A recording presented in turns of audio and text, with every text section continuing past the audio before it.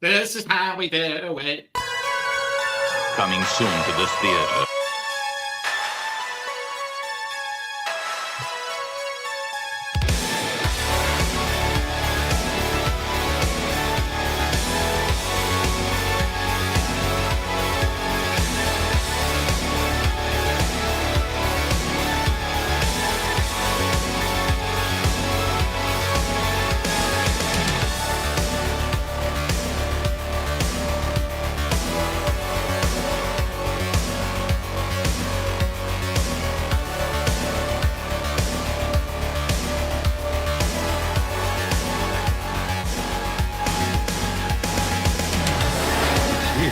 It's alive.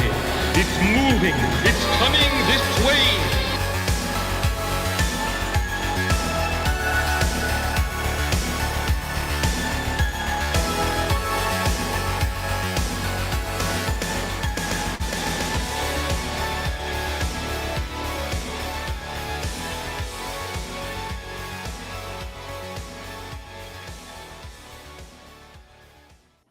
What is up, everybody? It's your man Brian, back for another episode of the Horror Movie Club, the club where what do? We watch horror movies.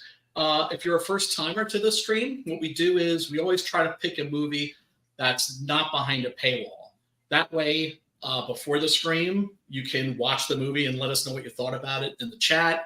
Or if you're just listening to us and for hearing about this movie for the first time, if it sounds like something you want to check out, guess what? You can check it out for free. Link is below in the description, where it'll take you to a completely unedited, uncensored version of the movie on YouTube. And I mean, that could get ganked at any moment. If it does get ganked, your ass is on your own. But anyway, let me bring in my boy, Matt. What's up, man? What's up, man? How's it going? It's going okay, man. I'm hanging in there. Yeah. Still roughing it a little bit here. Still yet to get a couch and a proper desk, but, that's all small shit. Don't sweat the small stuff. That's what I always tell myself. Good, man. I'm glad to hear it, brother. I can't wait to talk about tonight's movie, man. It's going to be an interesting topic, brother. Oh, for sure. For sure. And then we got Pops. What's up, Pops? You know what's up. Oh, I know what's up. I always know what's up. It's been my mama didn't raise no dummies. But yeah, tonight's movie is Universal Soldier: Day of Reckoning. Now, a lot of people are going to be wondering, why are we doing a Universal Soldier sequel on the Horror Movie Club? The reason is that it's a fucking horror movie. Yeah, that one for sure. And then a couple of the other ones tiptoe in there a little bit. And they have elements in there. You know what I mean? I don't know if you saw the one prior to this one, Regeneration. Yeah. Okay. Yeah, that had horror elements to it, but this one is it's full bore horror. Yeah, balls to the wall. I can't tell, but you know how like the Hellraiser sequels after 4, starting with 5, they're all up until recently, horror screenplays that have been bought by a production company that they weren't using. And so they were like, oh, well, we paid for this. Let's just crudely shoehorn a Pinhead. Yeah, Jimmy Riggett. And it shows, right? Yeah. This, I don't know if it was the same thing where it's like, okay, well, let's just shoehorn, Van Damme and Dolph into this. I don't think so. I don't think so either. No. Well, I mean, just because of the first one, it's these the legacy characters, of the same characters. You know what I mean? And they age too. That's the cool thing about them. I forgot, and they're from Vietnam, dude. But they just would slowly, age after the first movie, which was directed by Emmerich, the guy that did all the disaster movies. That was like one of his first movies. And then, they're all fucking good. And I was just thinking, I was like thinking today, like, damn, like this is a really good quadrilogy, I guess. Every single movie is damn entertaining. I really liked the third one a lot, and I like this one a fucking fuck ton. Yeah, I can't really, I really like them. And the second one's got Goldberg in it, Michael Jai White. It's got Yes. Spawn and fucking Goldberg. And the first one, the first one's solid too. It's just a really cool movie. And that one does have some horror in there a little bit too, like and just like the whole beginning when they're in Vietnam, like Dolph Lundgren's gone fucking nuts and he's still a soldier, and it carries over, and what happened after the third movie into this movie, it kind of, they left. I think they were in Russia or Siberia in regeneration, but not only that, they have like these strains of guys that they keep cloning. They have Scott Adkins, they have Dolph, and I think Dolph and Jean-Claude, they were kind of, they kept them alive, just to see what would happen, because they're the first ones. Let's keep creating new ones, and they're still testing them. It's all part of the program. They never. Well, Dolph got thrown into a thresher. Yeah. In the first one, right? Yeah. We don't see his body coming apart, but presumably it's like he was dumped into a fucking wood chipper. Yeah. Yeah, definitely. Right? But the thing is they re-heal a little bit, but well, look, we know we're comic book fans. Yeah. We understand that a character can be like disintegrated, shot 1,000 times, dumped in a fucking ditch, set on fire. They can always come back. Yeah. And the thing is too, like I had a feeling that they obviously harvested their DNA, right? Yeah. Of course. And they just had it on tap. The thing is, I don't know. And then he died in the third movie too. He got a big pole stuck through his head as well at the end of in Siberia, And we don't know.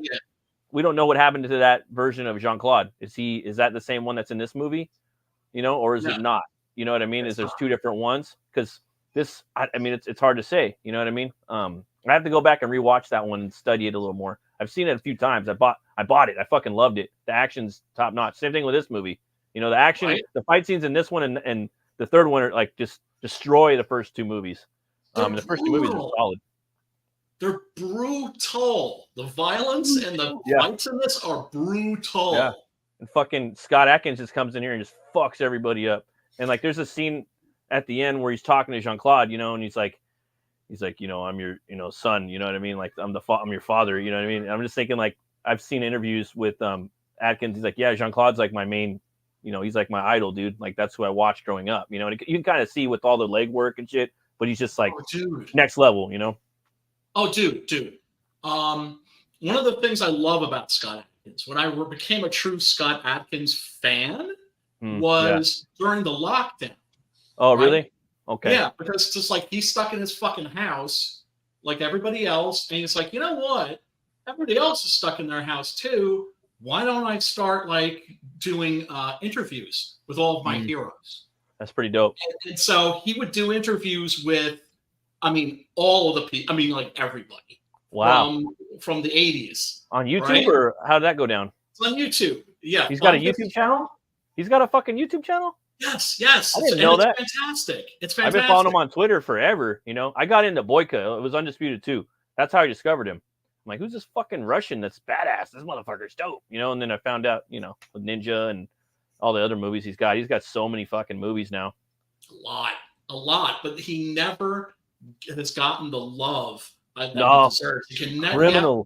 Criminal. Almost in John Wick 4. I'm hoping. Because the thing is, that dude's a really fucking good actor. Yeah, he's an actor, and he looks like Batman. He looks like fucking Bruce Wayne. So he should be like fucking ahead of the line. Like the most criminally undercasted actor in Hollywood, in my opinion. Like it's fucking crazy. He's in like Zero Dark 30 or something like that. I think he was in that one, or the one directed by Catherine Bigelow. He's in that. Like he plays Doctor Strange in a lot of movies, right? Yeah. So he's in some big budget films, but he's just a goon. Yeah. That is to say, like at least in John Wick 4, that was a character. Yeah, exactly. And it was a super memorable character, right? It was in that fat suit. I can't imagine what it was like, doing fucking sidekicks and shit. Actually did the role, It takes balls to do that, just to put on the makeup and go full force into the role like that, Oh, hell yeah. So, but it's like, if he's not the movie Batman, he should at least be the TV Batman. Something, bro. For me, the moment I seen Boyka, I already wrote a character and like casted him in my mind of that character, like this Russian badass dude, like vigilante I got coming probably 10 years from now. But whenever I'm thinking of it's him, you know what I mean? Like he could do it and I could reference him. Like I would love to have him in there. You know, he asked a lot of people that watch, you know, modern action movies. They're like, you know, Atkins, you know, it's fucked up. He should be like Daredevil or Batman or something. You know, like For what the sure. fuck? Something heavily martial arts. If you know, like Daredevil would be cool. Batman would be cool. Make a new character. You know, it's Imagine having a Batman that can actually, where you don't need a stunt double, he can actually do all that shit.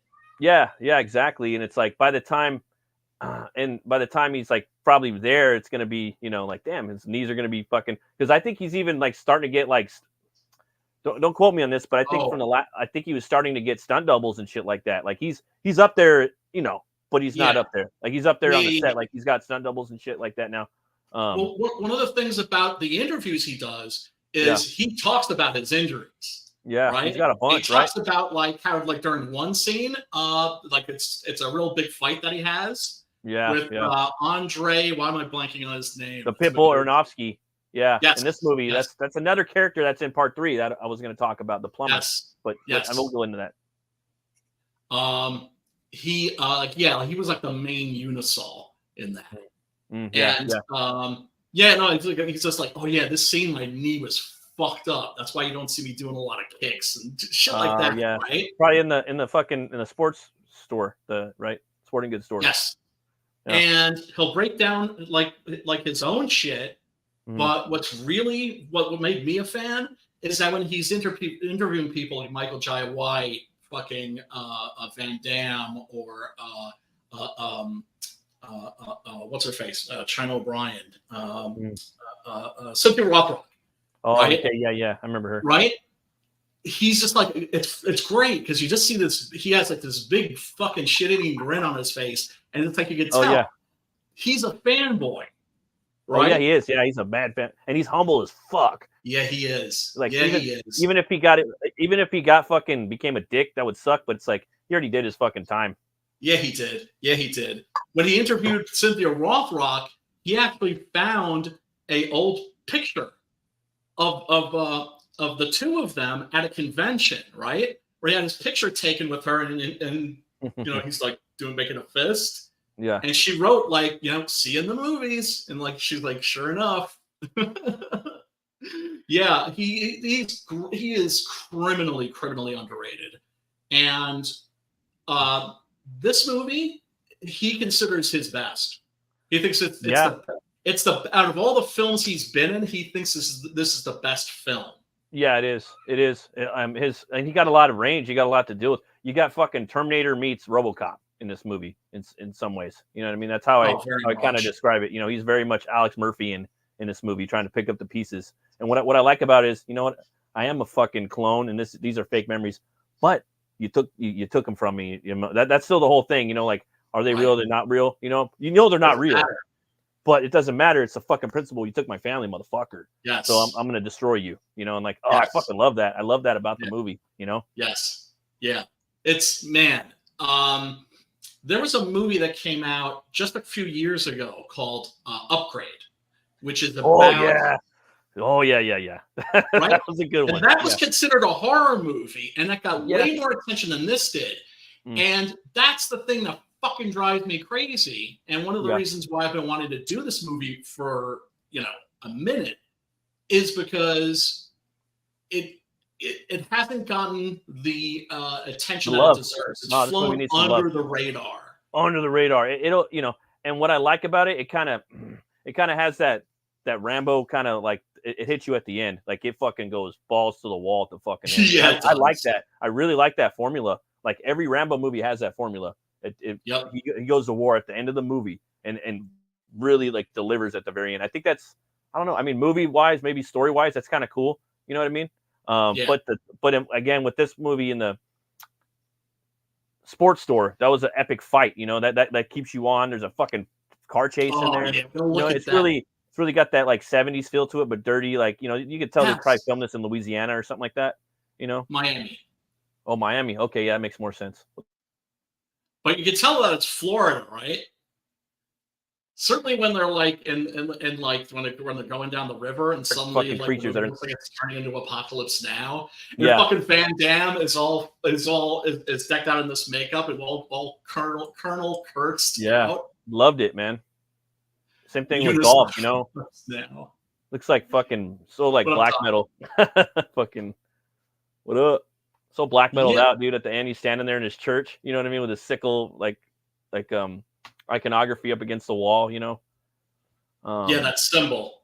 Yeah, and the pews, you know, on the dirt. You know what I mean, the little wooden pews. He's very like kind of priest-like, you know, kind of like a pope of his flock. You know. Yeah, he's the one who's freeing all of these people who are basically enslaved.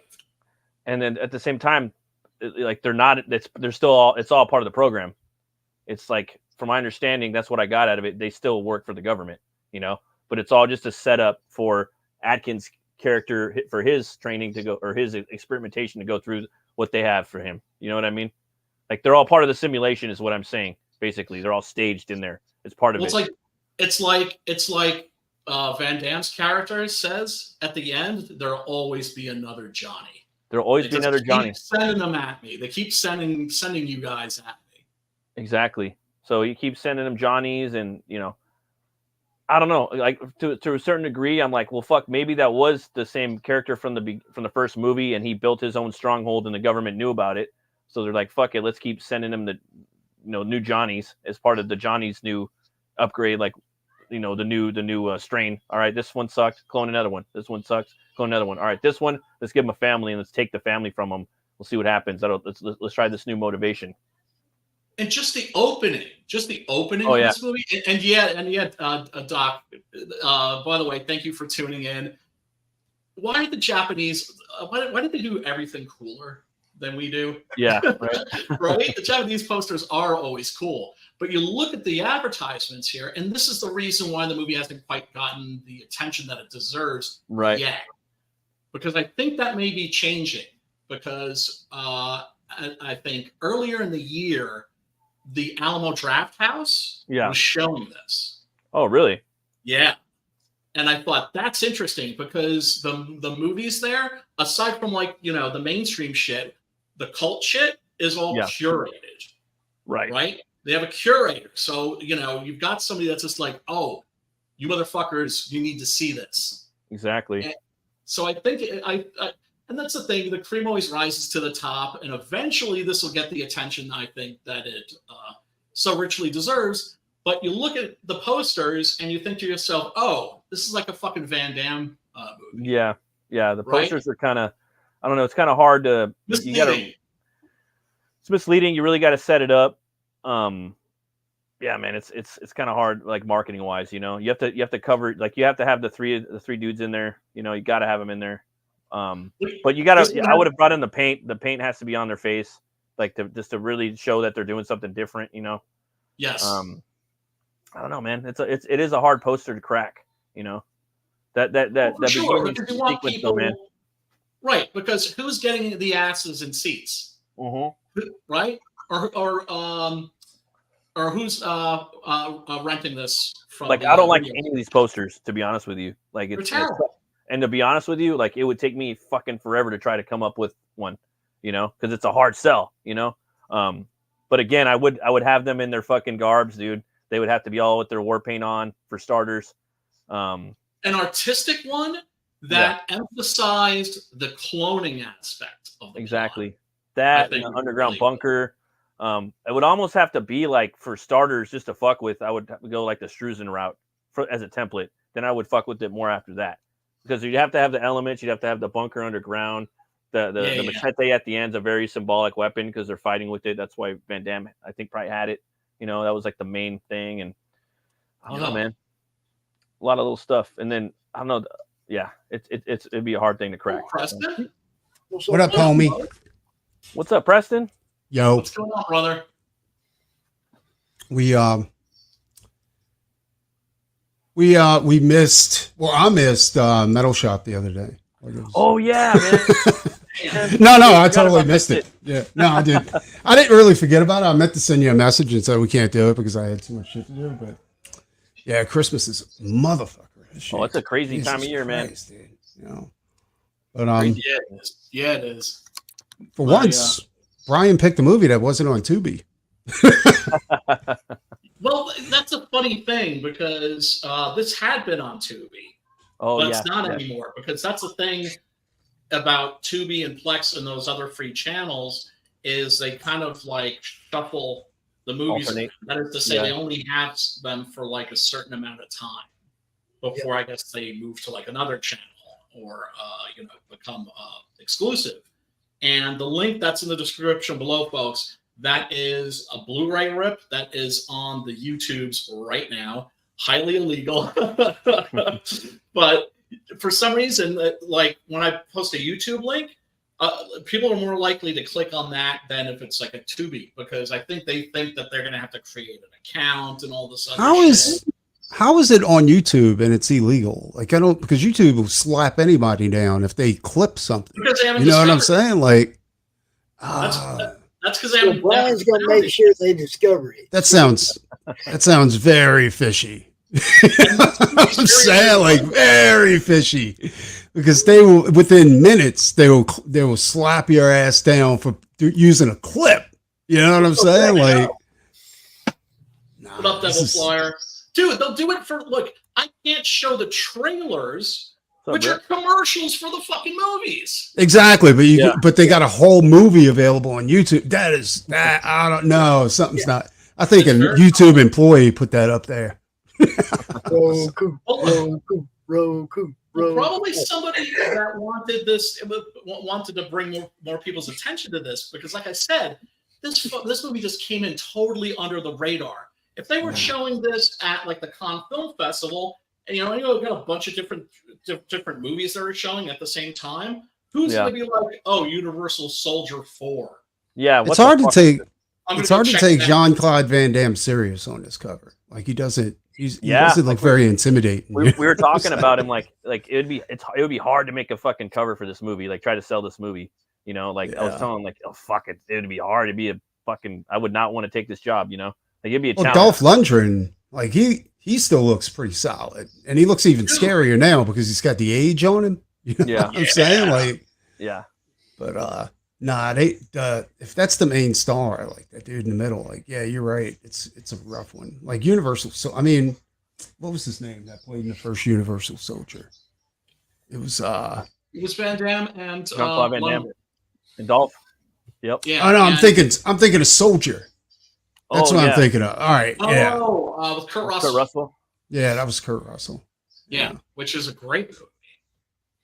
I don't know. I just think Jean-Claude Van Damme looks stupid without hair. Seriously, He looks like Teddy Savalas a little bit. He don't got the dome to be bald. He's all Colonel Kurtz out in this, right? For those of you that have seen Apocalypse Now, you know what I'm talking about.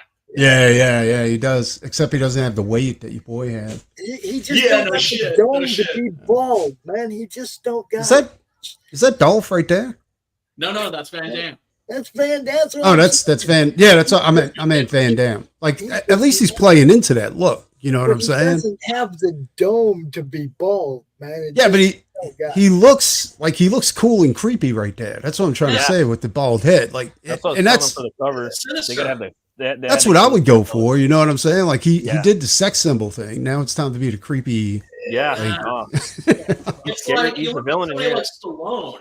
And his face has aged in such a magnificent way. Yeah. Stallone? Yeah. Dude, we're watching the Slide documentary the other night, right? Yeah. And I kept telling my wife, I was like, did Stallone have work? Because his cheeks, like his cheekbones are super, like Joan Rivers type of prominent. That's you know what I'm saying? That's from the steroids. No, dude. No. Steroids do not cause your cheeks to grow like that. Plastic implants cause your cheeks to grow like that. The chipmunk cheeks, like Jimmy Snuka. I'm telling you, dude. Like that thing. Out of his mind had plus chipmunk cheeks. It's not steroids that does that. It's the human growth hormones that does that. But it causes your brow to grow out, not really your cheeks. I'm telling you, he had work, dude. He had like cheek implants. Like the Martian Manhunter. He looks a little different. Yeah, exactly. You get that like. He looks a little different now. I ain't gonna lie. Like, he looks a little different. This guy aged really well. If I want to say that someone aged well, it was Dolph. He did, but he's a MIT graduate too, right? Oh yeah, he's an MIT graduate. He's a drummer. He's a singer. He's a director. He's a dude. boxer. But he's ex special forces, Sweden. But he's a scientist. Like he's a legit scientist. Biochemist. That's why he came to America, and he was a model, and then he fucking got Rocky, and he's like, "Oh, Dad." Talk about blessed with the best genes ever. Great modern Viking, bro. If there is like a master race, if there is, it's that dude, right? The Germans succeeded. Well, I mean, he's a Viking. He's like from, it's weird. Like he's never played a fucking Viking either. He's a Swedish motherfucker. That's what's weird. Like he never played a fucking Viking. That's crazy. He always plays a Russian or a fucking German or some shit. Like play a fucking Viking, dude. When I was looking at the scene, when I was looking at this, I was thinking, holy shit, he would have made an amazing Doc Savage. Dude, yeah, you're right. Holy shit, dude. Dude, hey, I ain't gonna lie, brother. Like I have one of the Frankenstein monsters in my stories. He would definitely be a great Frankenstein. I designed him off him. His whole body, I drew him off of him. He's almost like if he had he almost has a flat head too. Yeah, yeah. I mean, because I saw him in Regeneration. I'm like, dude, this is my Frankenstein. Yeah. Also, but like we were saying, he's like the perfect human being. He's like an MIT graduate. This is the fourth one, the third one. Oh my god, biology or some shit like that. Yeah. 8th degree unbelievable black belt. It's just, you know, I've seen him singing live, dude. Like at least 5 languages. Dude, I seen him singing Elvis live on Swedish television, and he fucking he's singing like, you know, like, and then he fucking puts the mic down and jumps on the drums and starts doing a fucking drum solo, bro. And he jumps back up and starts singing again. He's just a full-on entertainer. He's directed like 20 movies, bro. Him, you know who else is kind of like that? But he's not even close, but he's almost as good, like almost on that level as Dolph is Peter Weller. That guy's an archaeologist. He's a jazz teacher.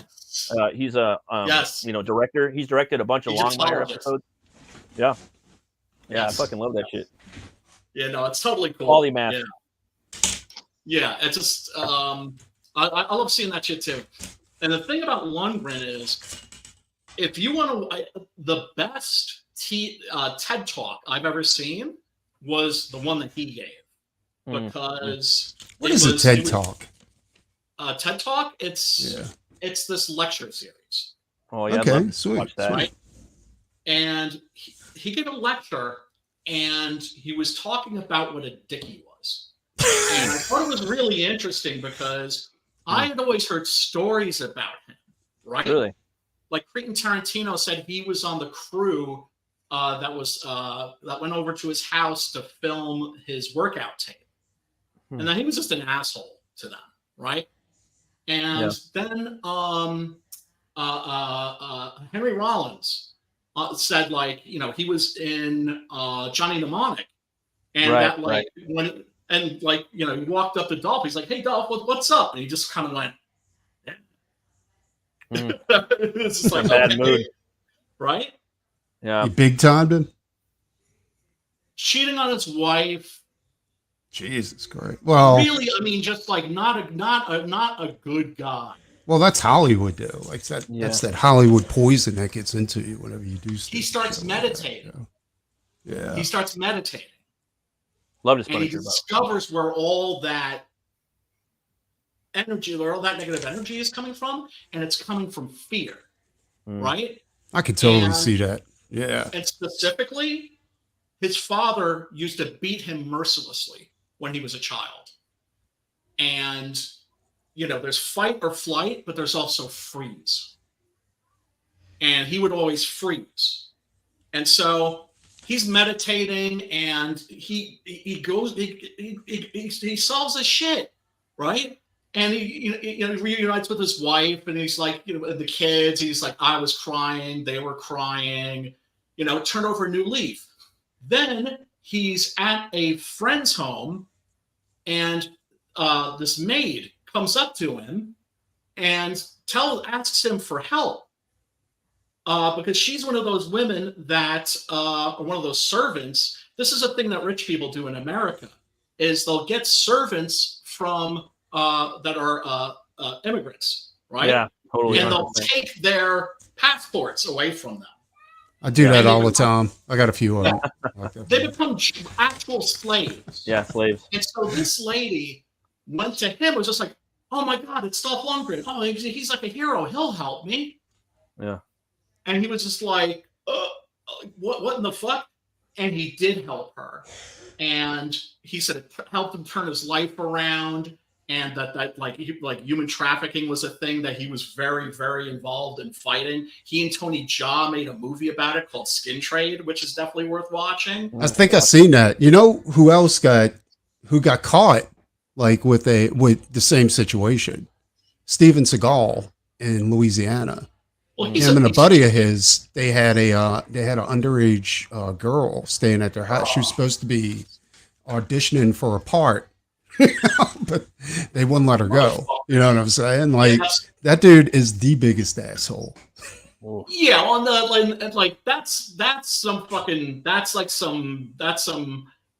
worthy of being lynched shit. Also, the story, like when Rocky came out, I was heavy into that shit, especially Rocky 4, right? And the story that they were telling, like Sly backed that shit up on the documentary. He said Dolph Lundgren almost killed him. Like he thought he was going to be talking to angels because it got a little too serious. No, seriously. He was like, the doctor said, we don't know if you're going to make it, dude. Like he bruised your heart.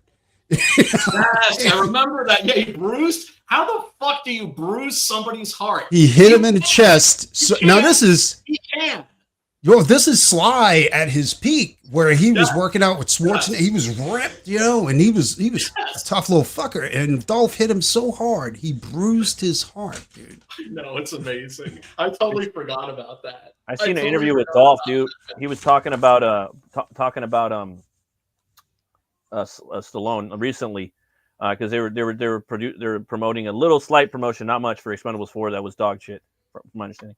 And he was saying that Sly used to fuck him up on like tease him and fuck with them all the time, make him do takes like 30 times. I forgot what movie it was. Oh, it was on the first Expendables movie. He said that fool fucked with them so many times. He said that like he was about to, I think I'm not like he was about to cry or some shit, and he was like, I'm gonna fucking walk up, calling his wife, I'm gonna walk up the set, fuck this motherfucker.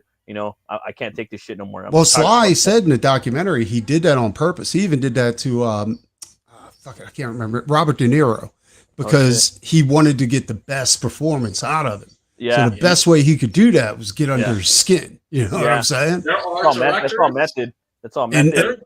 And as far as Expendables, like Stallone, he said like everybody was saying, this motherfucker takes shit way too goddamn far. Like he had to have multiple surgeries after the first Expendables movie. With that fight with Stone Cold, that movie's fucking slaps. Oh, that's dude, like he ripped his pec. Yeah, to me, that's like in his top fucking 3 movies. My favorite movies by him. Like, yeah, dude, the first Expendables. Oh my god, that's because all those fuckers are crazy.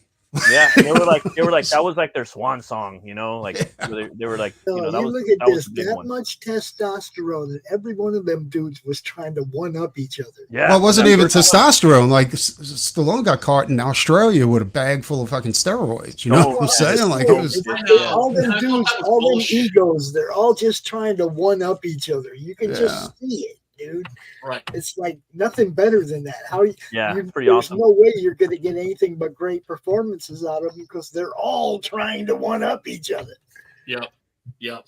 And like I was saying, Dolph Lundgren, TED Talk, look it up. I'm telling you, it's inspiring. I'm gonna have to check that out, dude. I love that. At the end of it, I could tell, like it's one of those cases where somebody's turned over has totally turned over a new leaf, has found redemption. And sometimes you wonder, like, is this guy faking it or is it for real? I'm telling you, with him, it's for real. Either that or he's just like the best, like, liar. Stupid people fake it. Intelligent people actually make it happen. You know what I'm saying? Yeah. Because they're smart enough to know that faking it isn't going to get the job done. Yeah, he fixed his shit, man. Like you and me, we're always like meditation. I'm telling you, that's right, dude. Like you can't beat that. It's better than any drug they'll put you on. Yep, absolutely, totally therapeutic. So the movie opens like a horror movie. Oh wait, we're talking to you, Matt. We're talking to you. The meditation. When you're talking about the meditation, I was thinking about him, Punisher, man. Like that Punisher movie he did when I watched that as a kid. Like that's what got me into the Punisher. Dude, that was a good Punisher. I found it. No skull. But I thought he was amazing as the Punisher. Actually, he was perfect. He even had that, But the director said that he actually became scary. Exactly. scary when they were making that. But the deal, that Punisher movie was funny too, because I remember like they had this truck like running away from him, right? And he was about maybe a mile down the road, and he was like, "I'll shoot his tires out," and he pulls out a double barrel shotgun. There's an extended version of that. Too. I'm like, Really? I'm like, come on, dude. Skull on his chest. I was like, whoever was in charge of the props in this movie kind of fucked up. For sure. But yeah, you're just like, if they could have just put a fight. I mean, what's the one thing that makes that character instantly identifiable? It's like the skull. Yeah. It's like, oh, we'll get rid of that. The thing Even as a kid, that pissed me off. Why did they do that? Do you know why they did that? I don't know why. Every time I watch the movie, I was just, where's the skull? Where's the skull? Like, even was it a copyright issue? Because that's why it was with Venom. Like they couldn't put. Look, they were afraid it would look silly. What? The police were using it too, and you know. But that's only recently. This is like that was recently. Back then, they weren't using it. Like 1989. The military wasn't using it either. They were still using I don't know what it was. They didn't even know who the Punisher was at that point. No, they didn't. No, it's like when Dolph was the Punisher, none of that shit was going on. Yeah.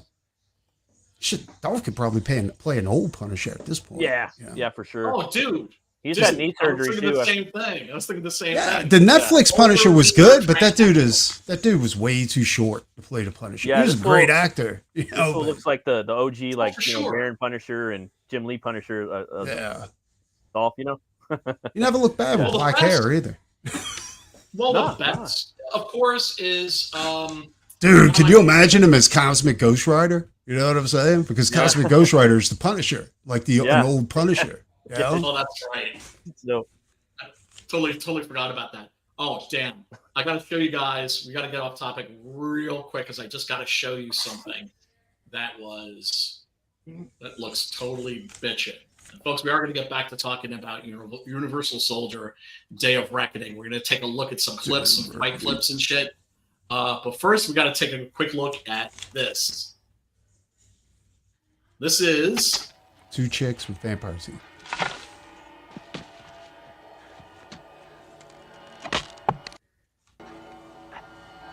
Darkness and the sound of shoveling.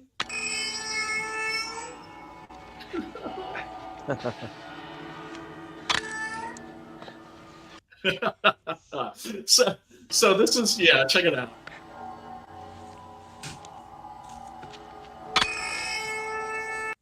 Remember the opening credits where is this animated? Dark? No. You'll see. You still don't realize what this is, do you? Oh, no, I have no idea. Check it out.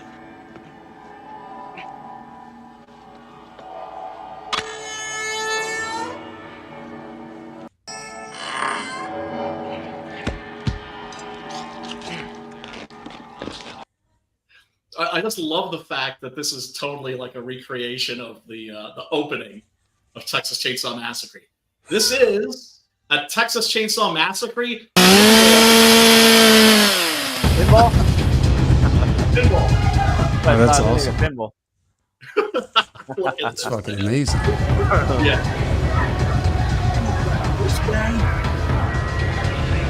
Oh, I've seen Terrifier 2, by the way. What do you think of it? It was fucking amazing. I didn't even care it was that long. You know what I'm saying? Pretty long. Dude, I was like, this is fucking good, dude. I was like, holy shit. Fantastic. Was you talking about this guy, Preston? Yeah. Was you talking about that guy? Yeah, that's a good series, dude. That's one of the few that Marvel produced in the modern age. Donnie did. I think they've ruined it, like at this point.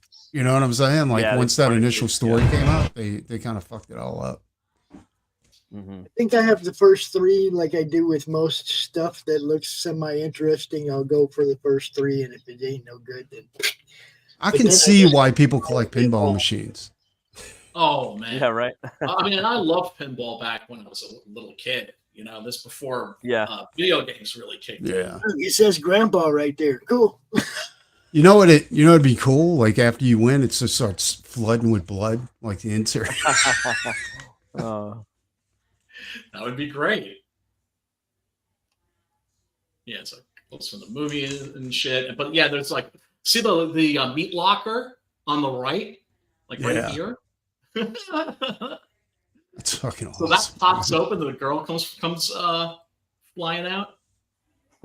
You can tell whoever designed that it would love. Yeah, they knew their fucking Texas Chainsaw Massacre. Goddamn it! That's the original. It's not like the new shit.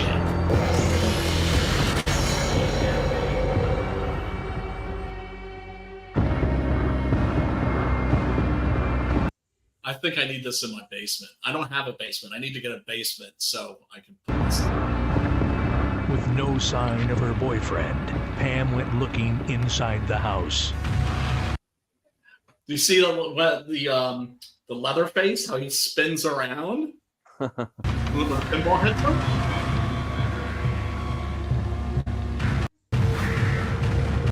Let's see. Yeah, boy.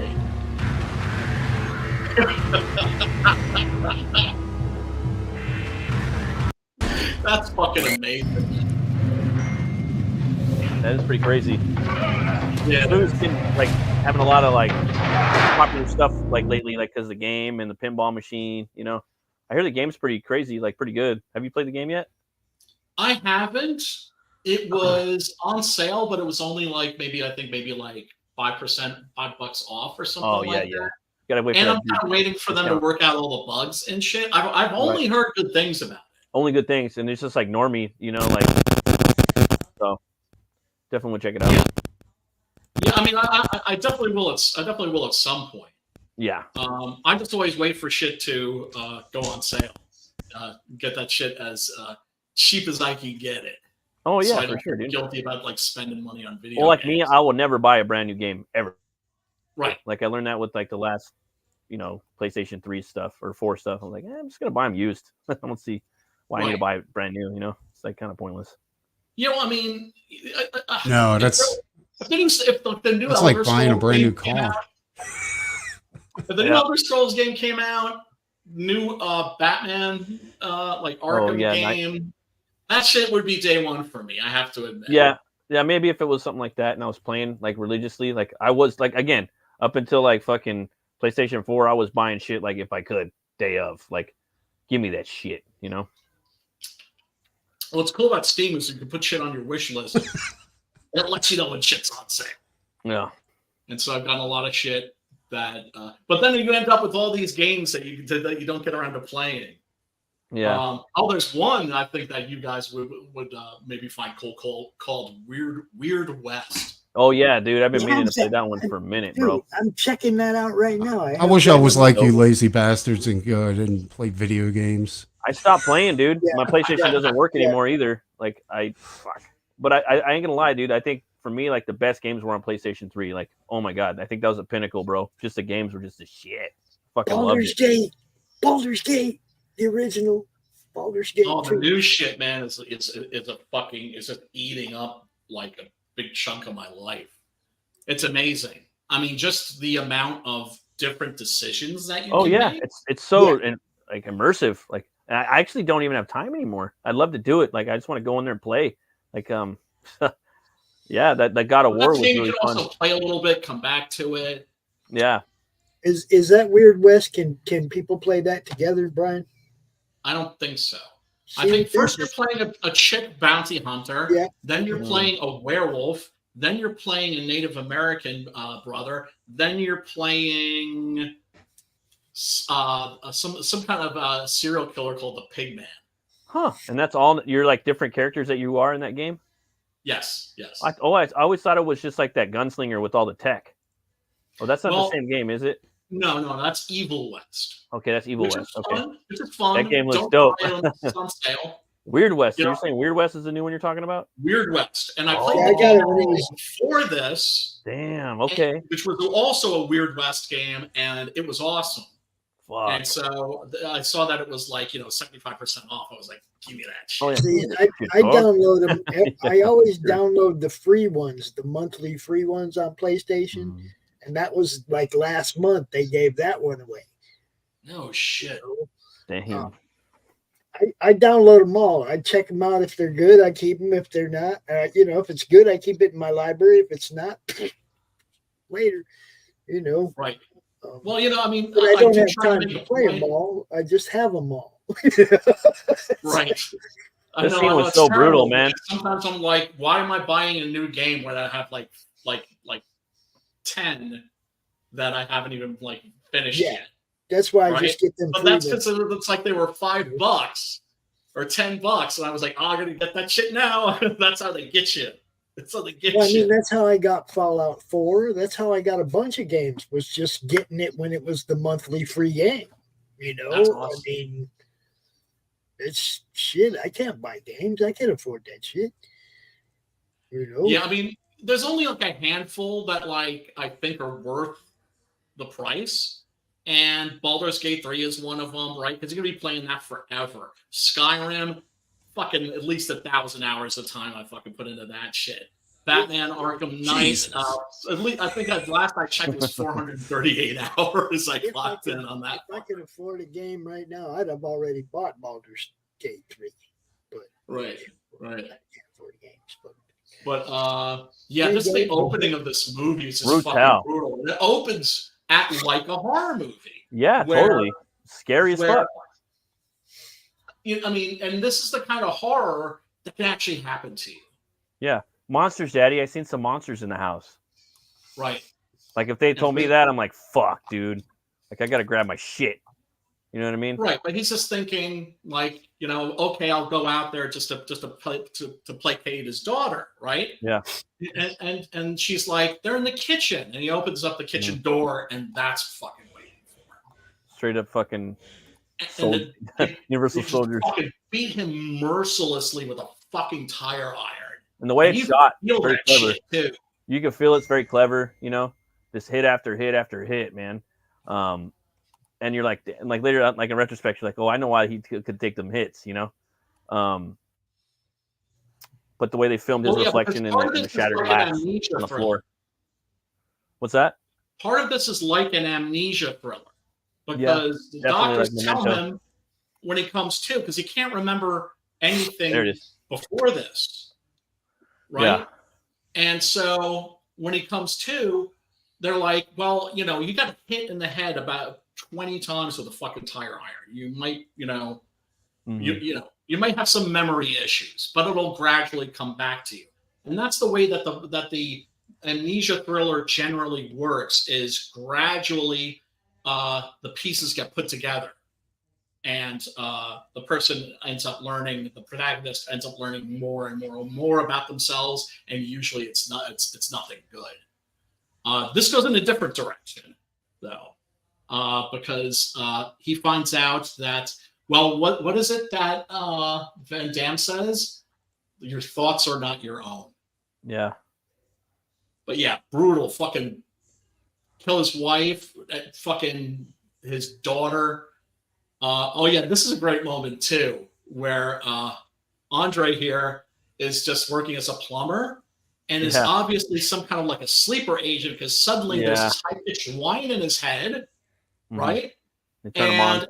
Yeah, exactly. And then he just fucking walks out of this woman's house, and he is on a mission right now. And that is to fucking kill Scott Adkins. Oh, yeah. So he's having nightmares too of his deceased daughter. Like he sees his daughter in the doorway. Actually, these aren't dreams, they're visions, right? Yeah, and horror right there. The first hour is just like horror movie kind of, right? Yeah, for sure. The first 45 minutes, 30 minutes, 100%. Right? It's suddenly there's blood coming down from her teddy bear, and he looks up, and he sees this. Yeah.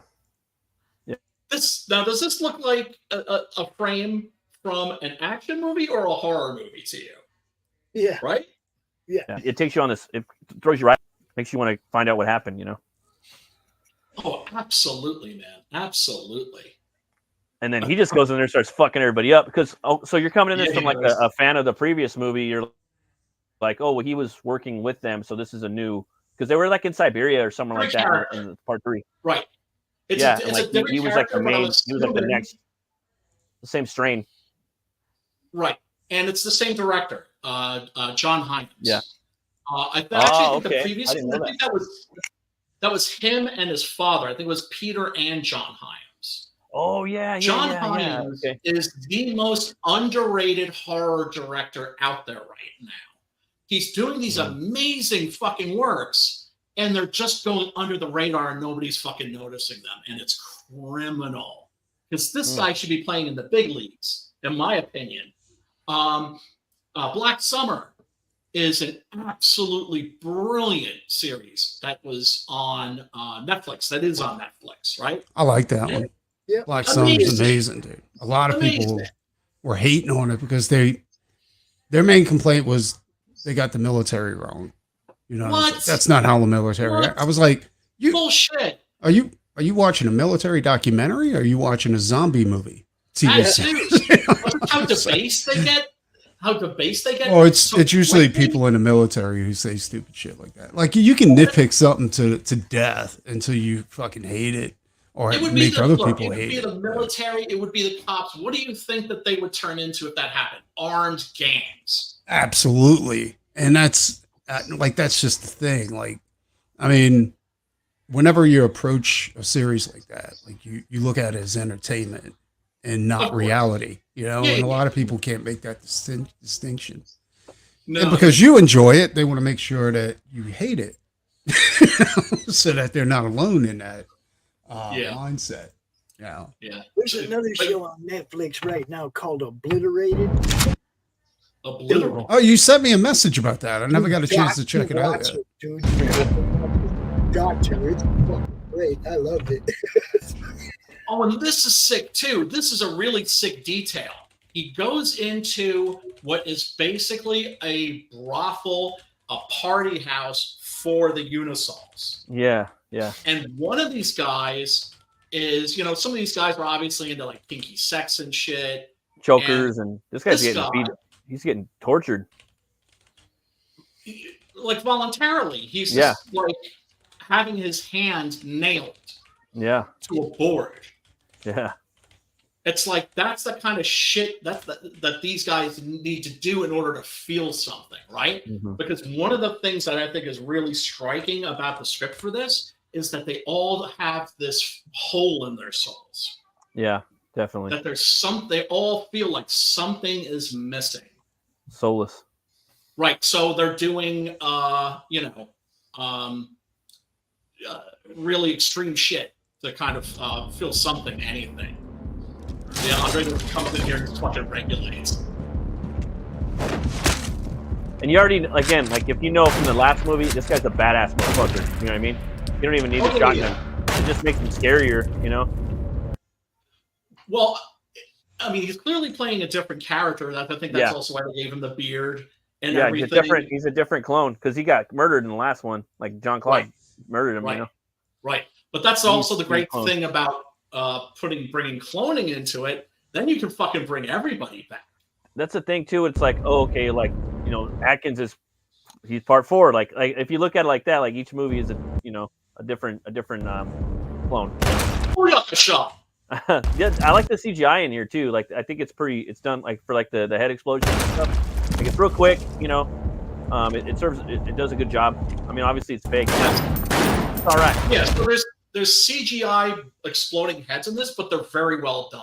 Yeah, And pretty good. that's the thing. There are also tons of practical effects. Mhm. If you're going to do like a CGI effect, making it look like somebody's having their head blown off without just cutting to like a fake head being Yeah. shot blasted with a shotgun. Yep. Right? What up, And Phil? then- We got Zaid Oh, Comics. Phil, what up, man? Good to see you, brother, man. Thanks for joining us. Everybody who's hanging out, thank you so much. We really do appreciate you. Smack that like button, smack the subscribe button, ring ding ding dong the bell for notifications. We appreciate every subscriber we can get. Oh, watch this chick. She really bites it. Oof. It's like all the violence in this hits hard. Yeah, it does. Very good.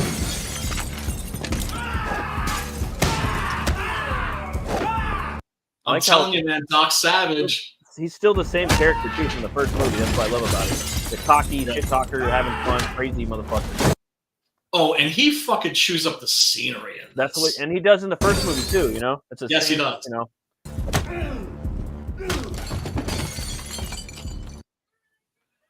So, yeah, he beats the crap out of this. Once again, I'm just like, was he auditioning for fucking Doc Savage here? Right. Doc Savage. Totally. I mean, to me, it's a crime that we haven't gotten a Doc Savage movie. I know The Rock was trying to make one for a while, but it just didn't go through. Obviously, he would be trash, but they were trying for a minute. Chris Hemsworth, they were thinking about. I mean, right now, of course, I don't want to see any character or franchise that I care about. Didn't they have a Doc Savage movie back in the day? Like way back, like classic? With Fing Fang Foom? Like he was... Oh, the Mandarin. Which one was it? Well, I mean, there was a movie, I think it was 1975. It was produced by George Powell, who produced Worlds Collide and It Came from Outer Space and a bunch of science fiction classics, the War of the Worlds, the original one, with the Martian gliders, right? With the firing the green laser beams that turn people into skeletons. One of my favorites too. Awesome. The thing about that Doc Savage movie is it starts out great. It starts out perfect because it starts out like the very first Doc Savage story. And then about halfway, it turns into a TV movie. That sucks. And so it's watchable, but it ends up being a massive downer because you're like, oh, this could have been great. This could have been like the Raiders of the Lost Ark of its time. The one thing I took from that actor is that actor who played Doc Savage. Like there were certain poses. He looked exactly like Jim Starlin's Captain Marvel. That's cool. I'm serious, dude. Hair and everything. They synced it up. No longer a slave to the government. Well, that's the thing about some of these actors. They look like they stepped off a comic book page. Mm-hmm. Yeah. For him, for sure, dude. Him, Schwarzenegger, a bunch of guys. It's like with Dolph in different eras, he looks like different characters, you know? Yeah, is that crazy? Freedom is useless. Like here he's more like, you know, he looked like He-Man when he was younger, you know? Like, right. Now he looks like Doc Savage because he's just got this like kind of iron face, you know, like chiseled with this slick back blonde hair and stuff, short. Yeah, man. So, obviously there's no way they're ever gonna cast him. Oh no. I mean, like I'm glad they fucking hooked him up with the Aquaman. At least I can't wait to see the new one. And a lot of people will hate on this shit. I still want to watch it. That guy got fucked up. Skin sack. He looks like Leatherface. That's what it was. The gore in this is severe. It's proper too. Like just everything's spot on, man. Like this movie really did. Well, I would be so bold to say 3 and 4 went under the radar, and this fucking franchise is the shit. Like all 4 movies are solid. They're all solid ass movies. You know, they're all fun, entertaining movies, like popcorned up. But would you agree that this one is special? Yeah, definitely. This one's special on different levels in the series. And if it is, dude. Yeah, I mean, as far as a film goes, like, because he was that has the family aspect to it. You know what I mean? So it's obviously it has that. It has the horror, like the hardcore horror aspect to it. The amnesia thing. They up the fucking game with the violence. The fight choreography in here. You got Scott Adkins. He's just next level. I love me some Dolph and Van Damme, but he's just on another plane. Oh, you know, for sure. It was smart for them to hire him to put him in the role. Everything is just perfect in this movie. That's just a few reasons why. And then you have the history of the first clones from the first movie. They're still alive, you know, and they have their own revolt. You know what I mean? At least maybe it's them, maybe it's not, because they are aging. So it has to be some that were cloned from the first movie. That's the way my mind takes it. It might be fan fiction, but I see that is them from the 90s. They're still alive, and they fucking went off and did what they did in the.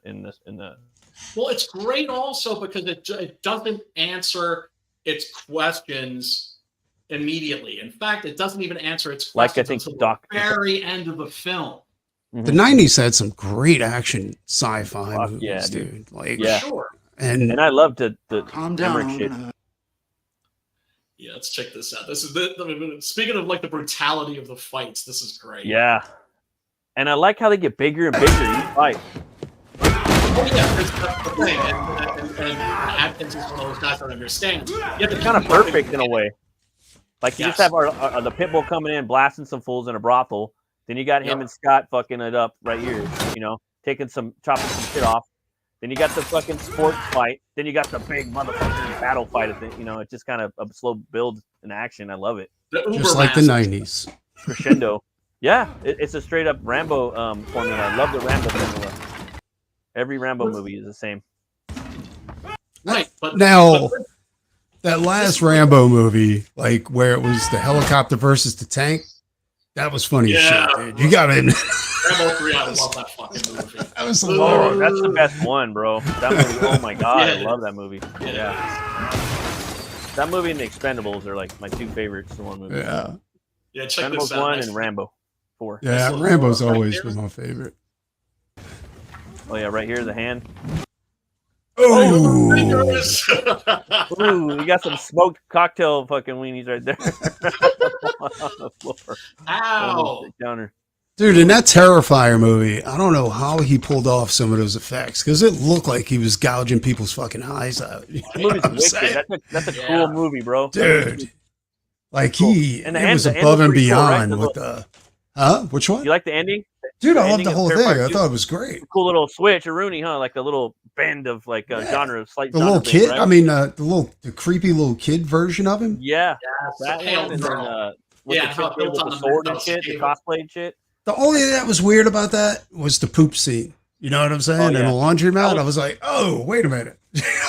Oh, but I thought that was brilliant. I thought that was one of the most effective moments in the movie. Oh, it was effective. Because that was an indication of what she was. Yeah. Demon, yeah. Demon. Right? No, I thought it was great. I like, in Yeah, like I the knew- end, I fucking knew you like it. was Yeah. that traditional makeup they had on that chick at the end, the one that gave Oh. birth to his head? Oh Yes. yeah, Because yeah. that was Oh, fucking yeah. sick, dude. That All was that genius. I can't All wait of to that- see this in all the of movie the theater, special bro. effects I'm gonna take a makeup. barf bag. Part 3. I'm like, ooh, I am definitely gonna go watch that for $5. That's a Christmas movie. I think that's coming Oh. out on Christmas. And I like Oh, the me and way my he They're gonna gave go her watch that. it. Yeah. Like when she was walking up with that fucking, what was it, sword? She was walking up with the sword. Yeah, yeah. And it he's was giving dope, her right? that like scowl, you know? Yeah. And she just walks up to him. Then he does this. Commercial For me, rights it was too, like- actually. It was like Terminator and Terminator 2. You know how like Terminator 2 turned into like action horror, or at least the genre switched a little bit from like a Right, like a right. slasher. More of a Like this one spectacle. kind of threw in some some revenge in there. You know what I mean? And a little bit of fantasy, like dark horror fantasy, you know, or biblical fantasy or something. Like it tweaked it a little bit, you know. Are we I like talking about Terrifier or are we talking about Universal Soldier? I like at this Terrified. point. Terrified. All right, yeah. No, because like the thing that won me over about that whole thing is that I couldn't stop laughing. You know what I'm saying? Like once they hit a really horror-based scene, and then he would do something really fucking crazy that would make you laugh, right? Yeah. Like when he broke into that chick's room and he just started mutilating her and he was chasing her, and then you Yeah. think it's over, right? That's And the then main she's thing. like reaching for her phone, and then he runs back in there like with salt and Yeah. bleach. It's like over the top, you know, like oh my Dude, god. I know it was horrifying, but at the same time, I'm like, this is the funniest fucking shit I've ever seen before. It's at that point where it Taking goes to, into such comedy. a- Like you know. It's taken to such an absurd degree. exactly. Yeah, So that's far. what it is. Like, So it's far. crazy. Same thing with the dream. Oh shit, I froze. He'll be You'll coming start in a back. minute. So. But yeah, Scott. I don't know. Scott loses his fingers here. We lost him. Don't worry, they'll be back.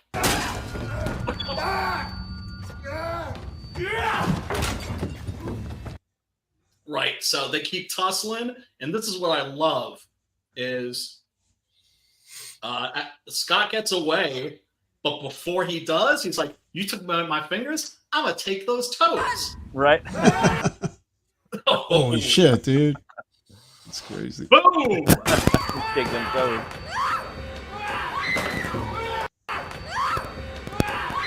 First, you know me. Oh, it's not fucking rewind for a money shot. Yeah, the gore in this is just insane. It's Next level. I mean, it's just so incredibly well made. I just like Yeah, I love the really? fights, It's like the whole like. It's better than any Universal Soldier sequel has any right to be.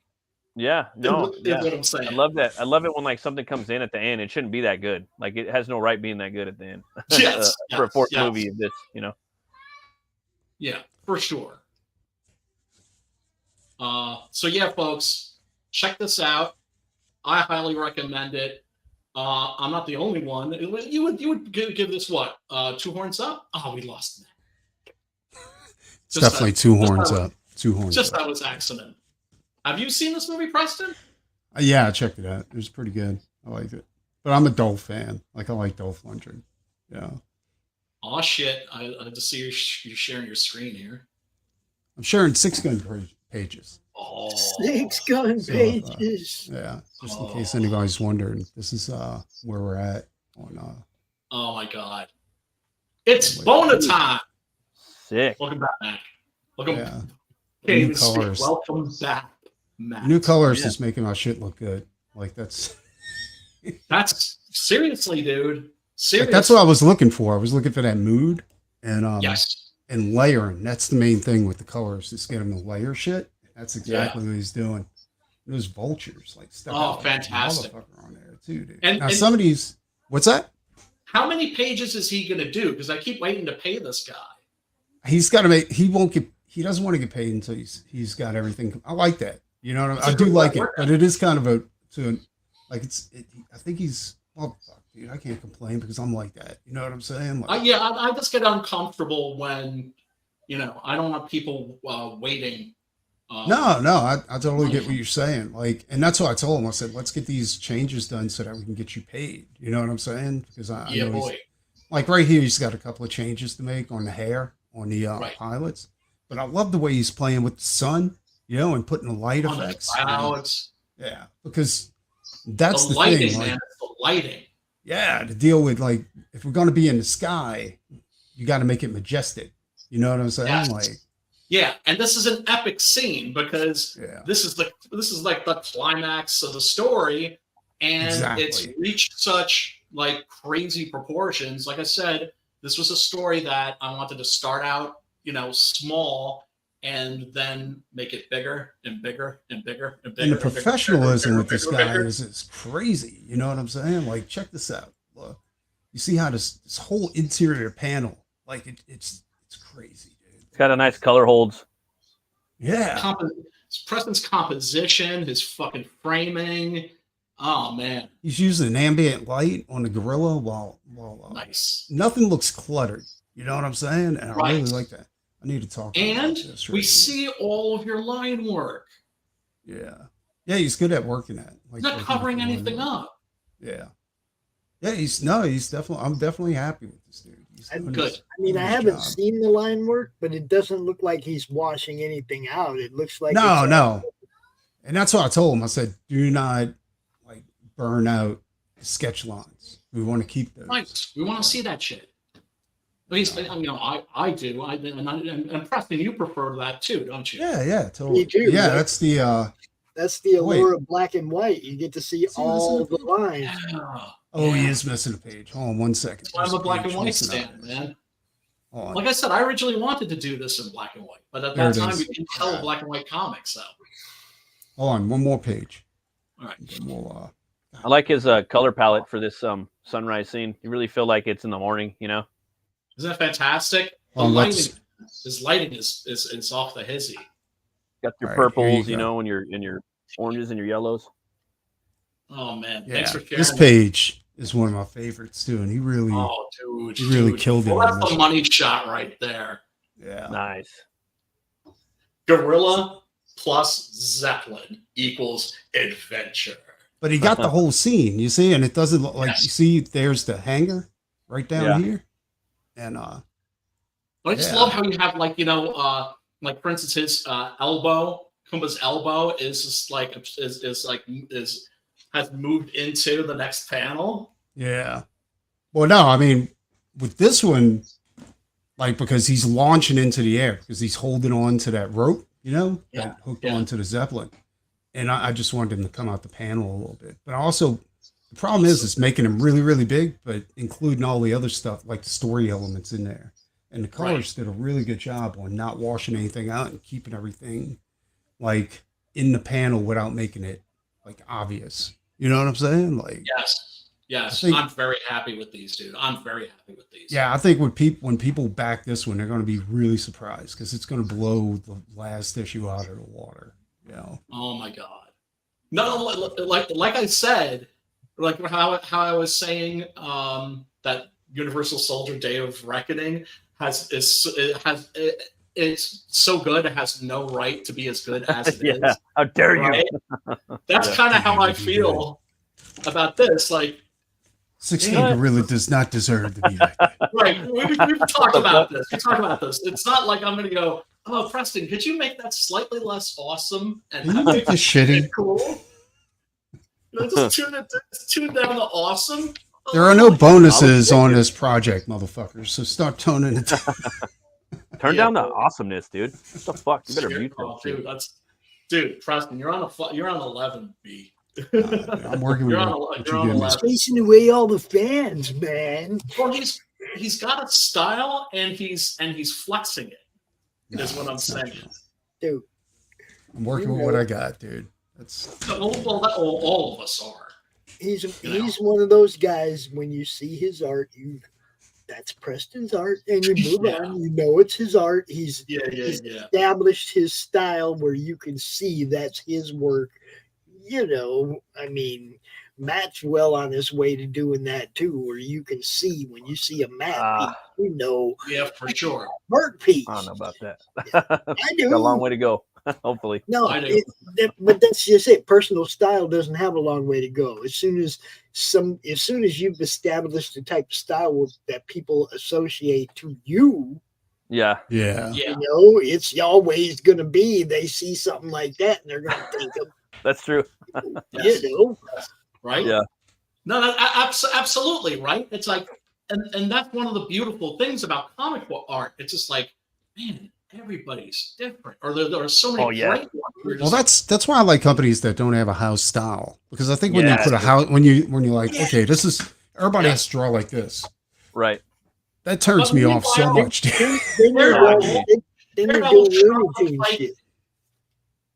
Like Daredevil, it's like almost he's in a corner of the Marvel universe, right? Also, like where the Punisher and Blade are hanging out. Yeah. Hell yeah. So that should look different than like an issue of the Avengers. It's funny. It's like before the 90s, there was a definite difference between people's art styles, right? Yeah. Marvel and DC. After the 90s, everybody was Jim Lee. Or everybody was Rob Liefeld. That's when I stopped reading. Saying like, So bye. Yeah.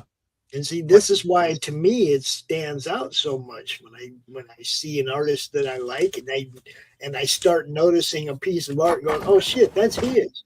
Before I even look for the signature, I'll know. Yeah. I used to be good at that.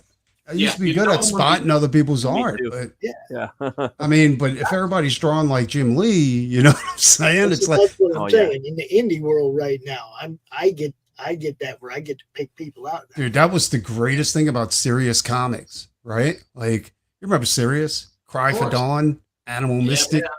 Everybody was different, and it was great, dude. Oh, dude. So to me, that's still the golden age. Was around 85 or so. 84, 85, when there were just like a billion indies.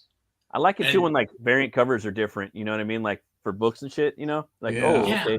Like say you got like a bunch of covers, they're all fucking dope, but they all kind of have like a similar look, I don't know. I do like having a choice when it comes to the cover. You know what I'm saying? Like, well, maybe I don't like that cover so much. I'll go for this one. I mean, I'm not the type.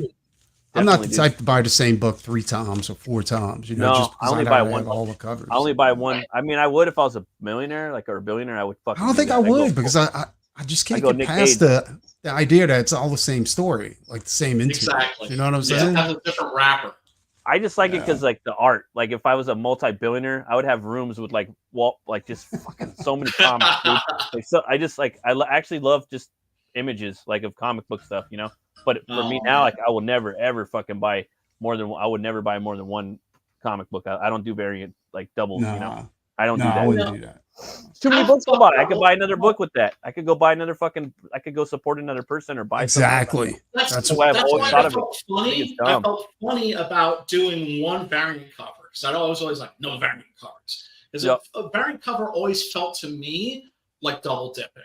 Yeah, but I mean, as a creator, I would do 3. I've never done 3, but I would do 3. But Brian, I think you're thinking of it in the wrong way. You know what I'm saying? Like you're thinking of it like, oh, now these people are going to have to buy both covers. Well, no, you're just giving them a choice. Like, you know what I'm saying? Like, you either get this cover or you get that cover. Yeah. And some people got money and they want to buy them all. Like we were talking, there's some millionaires out there. They might want to buy all fucking. Yeah, if they want to, hey, I'm not going to argue with you. Give them some options. You know, give them some appetite. Like 20 or 30 copies of this motherfucker. I don't care. But even babies are happier when they have control over their world. You know what I'm saying? Like, for sure, for sure, absolutely. I did love that. You fucking give the interior artist the A cover, and you do it. I don't care if you do a variant 2 or 3, but it just three is a good whatever. Interior artist. Let me put it this way: whatever cover I buy is going to be the A cover. Oh yeah, right. Because I'm only getting one cover. I'm only getting one copy of that book. Well, like Private American, all of those covers were fire. Yeah. But the one I had to go for was the second one because it's Steve Rude, right? Yeah. Oh, absolutely, dude. Rude, peanut butter, meat, chocolate. Exactly. So it doesn't necessarily have to be the interior artist that you're buying. Right. You know what I'm saying? No, I'm saying give the A cover to the interior artist. You can have a couple variants, but make sure you give the A cover to the guy who did the work on the inside too. Well, that's the way Peter Sinetti sees it. Like that's the way it should be. I'm just saying, you know. Oh yeah. Yeah, but covers can also just be, you know, different interpretations. People can always pick the comic up and open it. That's the thing, right? Just never. I mean, that was my mistake. Dynamite got me a couple of times. You know, we're like, oh, Alex Ross cover, and then I'd open it and be like, what the fuck is this? Yeah. This art that looked Did you guys like fast by somebody that didn't know what they were doing and didn't bother fixing it. What do you guys think of Mark Millar being canceled for saying hi? Who, what? Who's getting canceled now? Mark Millar. Oh, well, he gets zero fucks. He gets zero fucks. Both sides of the fence. He's not saying anything. He's probably like, okay, well, I'll take my $50 million and go over here. Yeah. That's another dude who's humble as fuck. Yeah, I like me some Mark Millar, dude. That fool's dope, and I like his books. I haven't read all of them. Love his books. But love his the ones books. I have read, even some of Marvel's books. I loved his Ultimates. I thought that was dope. You know, I loved Nemesis. Fucking Superior's dope. You know, Kick-Ass. I read some of that a little bit. American Jesus. Oh, dude, Kick-Ass was amazing. His books are just like, you know, my buddy told me, my buddy Miguel's like, dude, his books are for people that don't like comic books. His comic books are for people that don't know about comics or don't read comics. It's all about deconstruction. Like that's almost every one of the books that he does is deconstructing a superhero. I love Superior. I love that fucking tedious. Shit. Like that approach can get tedious to the point where you want something that's sincere. But that's the thing. Yeah, it's like that right now. Sides, right? Yeah. There's certain you don't see this often with artists, but some artists have multiple personality disorder. I have no idea what you're talking about. Neither does the other guys living in my head. He is one of them because, like, on the one hand, he's this very religious guy. He's a practicing Catholic, right, and an ordained Eucharist minister. And on the weekends, he takes his daughters to go and do volunteer work, charity work, because he wants to instill that the values like, hey, we have a lot, the other people have very little. Me and my kids used to do that at the SPCA. Well, oh man, if I had fuck you money, I could do some amazing things. And that's the thing. Millar understands this. He's got fuck you money, but he doesn't want to live that. He doesn't want to be. I like that he brought that retailer onto his show, and they had like a 2-hour conversation about what's wrong with the comic industry, and everybody freaked the fuck out. They're like, "What are you doing?" But the thing is, he doesn't care. He doesn't care. And like I said, there's that one personality, right? The religious family man. Yeah. And then there's a complete fucking sociopath. Can you believe like every artist Mark Millar's worked with is now a millionaire, right? Mm-hmm. Because he gives like so much, you know what I'm saying? Takes care of his boys, dude, does he? He pays you and he gives you like rights to the property and all kinds of stuff like that. Yeah. He's like our generation's Stan Lee as far as I'm concerned, but better. And people he's righteous as fuck, dude. There's a lot of people out there saying that they won't work with Mark Millar. They'll turn down an art job with Mark Millar because he said hi to Ethan. And I'm like, you're retarded. Yeah. He said like, thanks, bud, or something like that. I'm like, fuck. Well, that just sounds like a classic bullet meat foot story to me. I wonder if all these artists saying that they won't work with Mark Millar are really shitty artists. You know what I'm saying? They're like, there's no chance they will ever get that opportunity. Either probably, dude. Probably. Or they're fucking jealous, dude. They're jealous fucking bitches. And it gives them an opportunity to virtue signal to their friends. Yeah, like they're fucking. Well, I want to come out and say, like, I have no problem with working with Mark Millar. In fact, if he wants to hit me up, I will definitely. Me and Matt will go ahead. Hey, you need something? You know, I'm there. I'm remembering my point now. I'm remembering my point now. He does adopt me, you know, whatever. Absolutely. You got a family, so you're gonna have to adopt us all. This is something that's cool about him, though. He's got the FU money, but he doesn't live the FU lifestyle. And it's funny too. I think he's been waiting. He's been like a sleeping giant, as far as I'm concerned. Yes. And he's been waiting for the right time to fucking strike, and he did it. He's like, you know what? All right, motherfucker. All right, now's my time. Now's my time. He's been watching. He's been watching, dude. He's been watching until all the fucking chips and all the constellations kind of lined up. And now he's like, all right, now I got to step in here and I got to fucking drop my hammer the fuck down. Oh, absolutely. And I think that's what happened. I love the dude's writing before, but I'm so grateful he's not another John Byrne. I noticed like him like kind of around us, like kind of like in the last year, slowly kind of around our movement, you know. Oh, man, you should fucking see if you can interview him. Oh, dude, that would be amazing. Seriously, dude, because you got fucking you got you got the knack for getting these fuckers on there. Yes. You got fucking Matt Wagner and Kyle. Yeah. Dude, I will be there. Just so that you know, I will be on that show. Yeah. Dude. What can he do but say no? True that. Oh, Matt knows that. Matt's a fucking beast when it comes to getting guys on the show. I know, because like he was telling me about like what a bitch it was to get in touch with Matt Wagner, and because it was like he had to go through people. Yeah, but he did it. You or me, we probably would have said, "Oh, fuck that," right? Because then it's just like, oh. No, I would have pursued it until they named me a stalker, and then they would have blacklisted me. That's happened, by the way. Like. Oh no!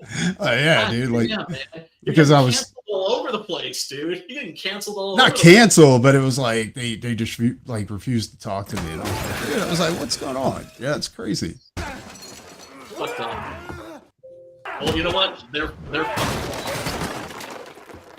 but yeah, this is fucking awesome fight choreography.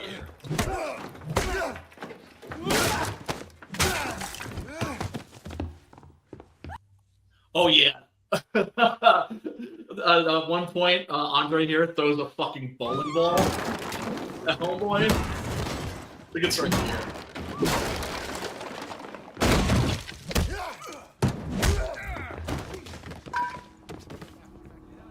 Did you see how sweet that was? That move where he fucking just like jumps up on the wall for a kick.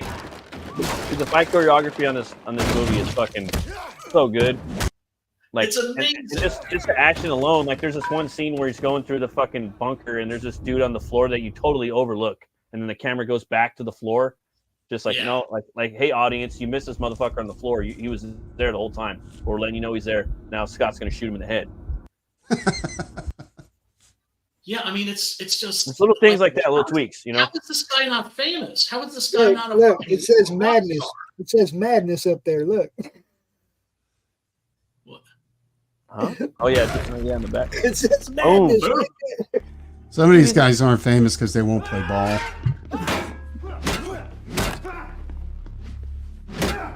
Oh, beating him with the fucking weight.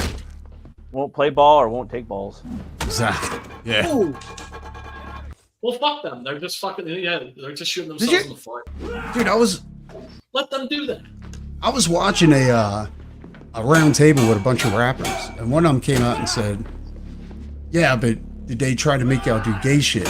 Because you know they do that with all the new rap." And I was like, "What?" And all these others was like, "No, you don't know what you're talking about." And it was like, "All right, if y'all gonna play, y'all can play, but we all know that we had to do something."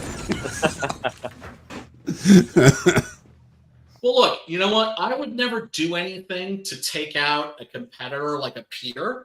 I would never cock block somebody. I would never be a ladder climber like that. I would never be like Gail Simone and these other bitches that are just like, oh, let's fucking cancel these guys because. But that's all I got going for them because they're on a sinking ship. You know what I'm saying? Like, but if someone just should happen to be a fucking idiot and a jackass on their own, where I have nothing to do with it, you know, let them fucking fall by the wayside.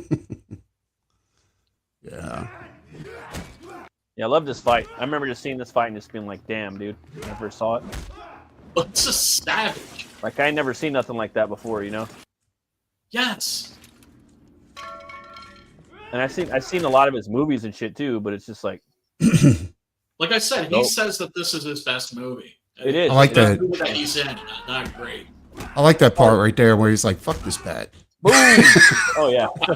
Well, and that's when he realizes who he is. He comes to. He comes to it right in the middle of the fight, and they do it very nonchalantly. They don't gift wrap it to you.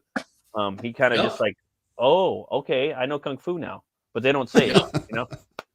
Right.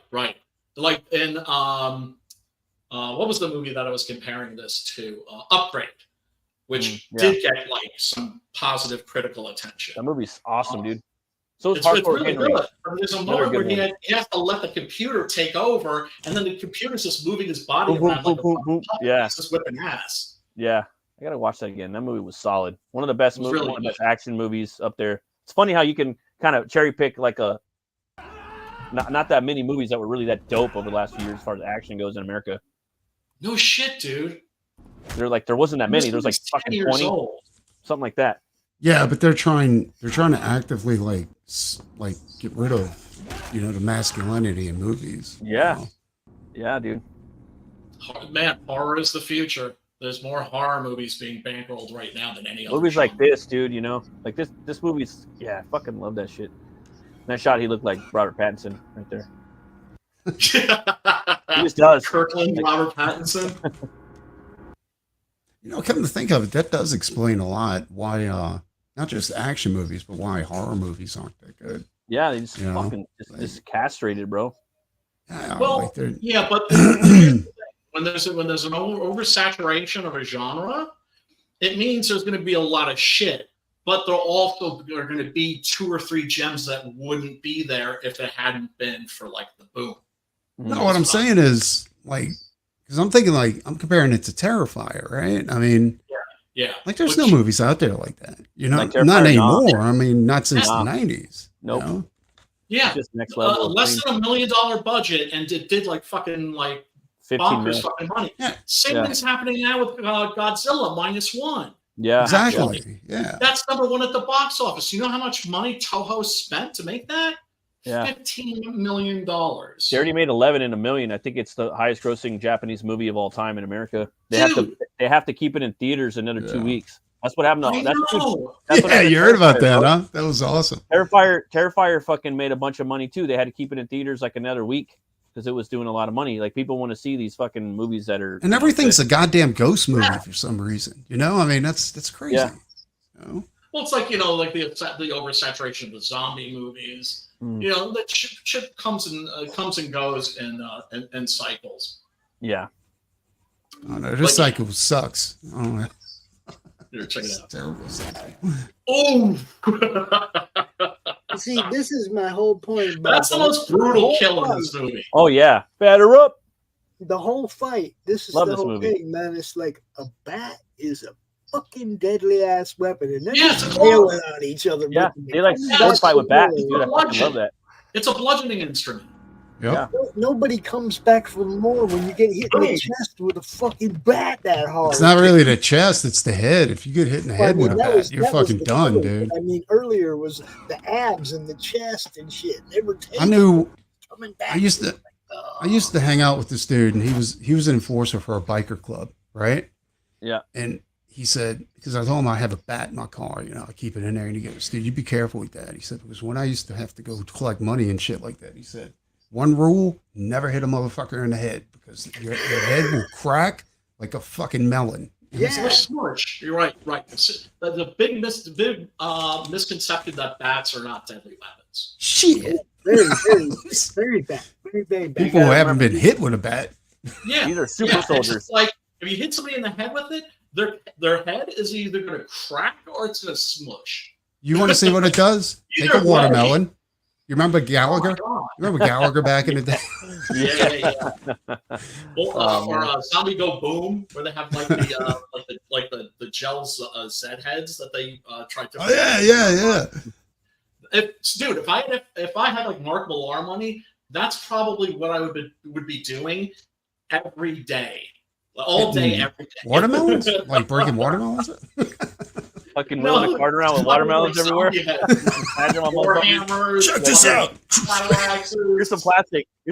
I got $1 million, and I'm gonna spread it around on everybody. $1 million melons for y'all motherfuckers. Oh, now I remember the point I was trying to make about Mark Millar. So he doesn't live like an extravagant lifestyle, but he allowed himself to buy two kind of outrageous things, right? One is Freddie Mercury's crown and cape. And Don't blame him for that at all. The other one, Christopher Reeve's Superman costume. Dude, that's fucking. Did you see on eBay they had the original Captain Marvel outfit, like from the old black and white the old black and white movie of Shazam, right? Well, Captain Marvel. Have you seen those? Have you seen any of like the Captain Marvel serials? He's like there's a scene. It was brutal, dude. He killed motherfuckers in that. Yeah, he picks up a machine gun and he's smiling while he's doing it. Yeah, it was crazy, dude. It's like the old black and white Captain America. You know what I'm saying? Like that shit, dude. They were brutal back in the day. Yeah, they were. Yes. Oh my god, that shit is fun. They were teaching people these are super soldiers, the Unisols. They're like Captain America's. They have one more time. Push up that shot. Batter up. Man, what is it about fucking exploding heads and heads getting fucked over in movies? That's just, I don't know. But it puts me in my happy place. Yeah, me too. When my head explodes. That was right in his wheelhouse. That's all I got to say. Oh man. So yeah, folks, if we're not convincing you that you should go check this out, it's on you. You can click on the link below in the description, and it'll take you to a free version of this movie. I have to go back and rewatch that scene because I think a lot of it is taken in like one take or in a bunch of takes. Kind of like it's done in a bunch of takes, but it's done in a way that it's seamless. So it seems like that super long take in Hard Boiled by John Woo, right? Yeah. But it's done using tricks. The Daredevil series did the same thing. So did Eggers. So it's not all one take, but it looks like it's all one take. And if this doesn't appeal to you, like I'm sure they got a free version of My Little Pony on there too. If that's more your speed. But if you're a real man, you're a real man. I love this scene right here too. That's right, soldier up. Fucking dope. That's the spirit soldier. Look at his face. Look at his face. Chewing up the fucking scenery here. It's the same character, like it's him, from the first movie. He's eating all that fucking meat at Vaughn's, he's in the supermarket, I love that shit. Let's take a quick look at the trailer for this, because I think it totally misrepresents the movie. You guys can tell me. I'm sure it does, man. It's fuck, dude.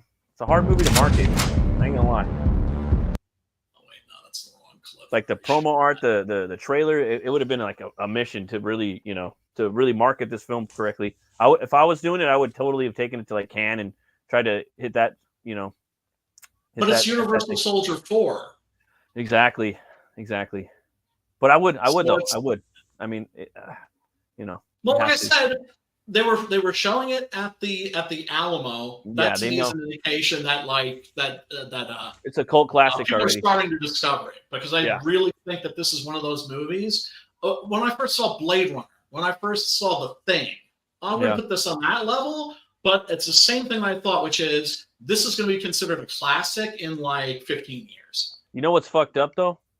Like entertainment wise, 100% honest with you, I'd probably go back and watch this more than Blade Runner just for the fights. Like I would literally I'm gonna watch this. You fucking heretic. Sorry. I already watched the fuck out of Blade Runner. The only movie that I've watched 1,000 times that I can still throw on every time is the original Dawn of the Dead. That's the only movie that never gets old. Daddy. Yeah, that one's actually There's pretty monsters cool. in the house. What the hell? So they try to frame this movie and this trailer as a revenge film, which in a way it is. It is, but it's also it's a lot of stuff. That's why it's hard. It's hard to do it. No. I mean, created in a laboratory.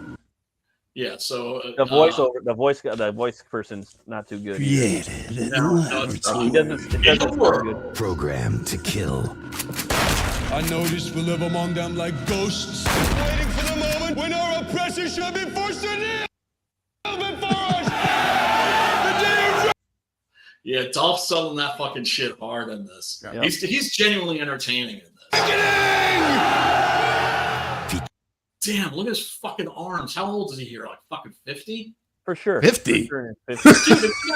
Dude, have you guys seen fucking I would say he's probably... What's up, Graham? Have you seen... no, go ahead. I'll say Graham Swollen. No, this fool's like fucking... This fool's fucking like... probably like 55 right here, bro. Yeah, that fool's huge, dude. He's bigger in his older years than he was, back in the day. Betrayed, they seek freedom. Led by the undisputed. Sucks. That voice sucks. Isn't that terrible? They seek freedom. It's like, dude. But you can tell that what they're doing is, and this is what drives me crazy, they're marketing this film to the wrong audience. The posters that we were looking at too. Yeah, and they should have not had a voiceover on this movie. I would have really sold the horror aspect in the very beginning of the whole. Soldier, Daddy, we're brothers. The whole. There's monsters in the house. You know what I mean? I do like the fucking epilepsy seizure moment. Oh, dude. Yeah, I like that too. That's bad. Did you watch that in a dark room? Oh, I did. On the fucking 70 or 65 inch. I was like, motherfucker. Yes, right? I could feel that shit. That was like some Suspiria shit, yo. Yes, exactly. It actually attacks you. Jean-Claude lost so much muscle, dude. Like, oh my God. Who lost muscle? But one Jean-Claude Van Damme. Haunted by greed. Oh yeah. He lost by vengeance. You tell me who he is. If you go looking. But the thing is, it's just like also when you're older, it doesn't make sense to be all yoked, because that just puts an extra. Your heart doesn't know the difference between fat and muscle, and it just puts an added strain on your heart. Yeah, but he wasn't overly muscular like Schwarzenegger or anything like that. He just looked like he was in really, really good shape. Yeah. Right here, he just looks like somebody deflated him or some shit like that. He has gotten older. Maybe he's been doing a lot of drugs. I think he has the testosterone deficiency, to be quite honest. Maybe. Listen to the music here, too. Metal. With Dolph Lundgren in the ultimate battle. The ultimate battle. Hello, soldier. To the end. I thought he was going to say, but it's like between good and evil. But this is just such a misrepresentation of the movie that it's advertising.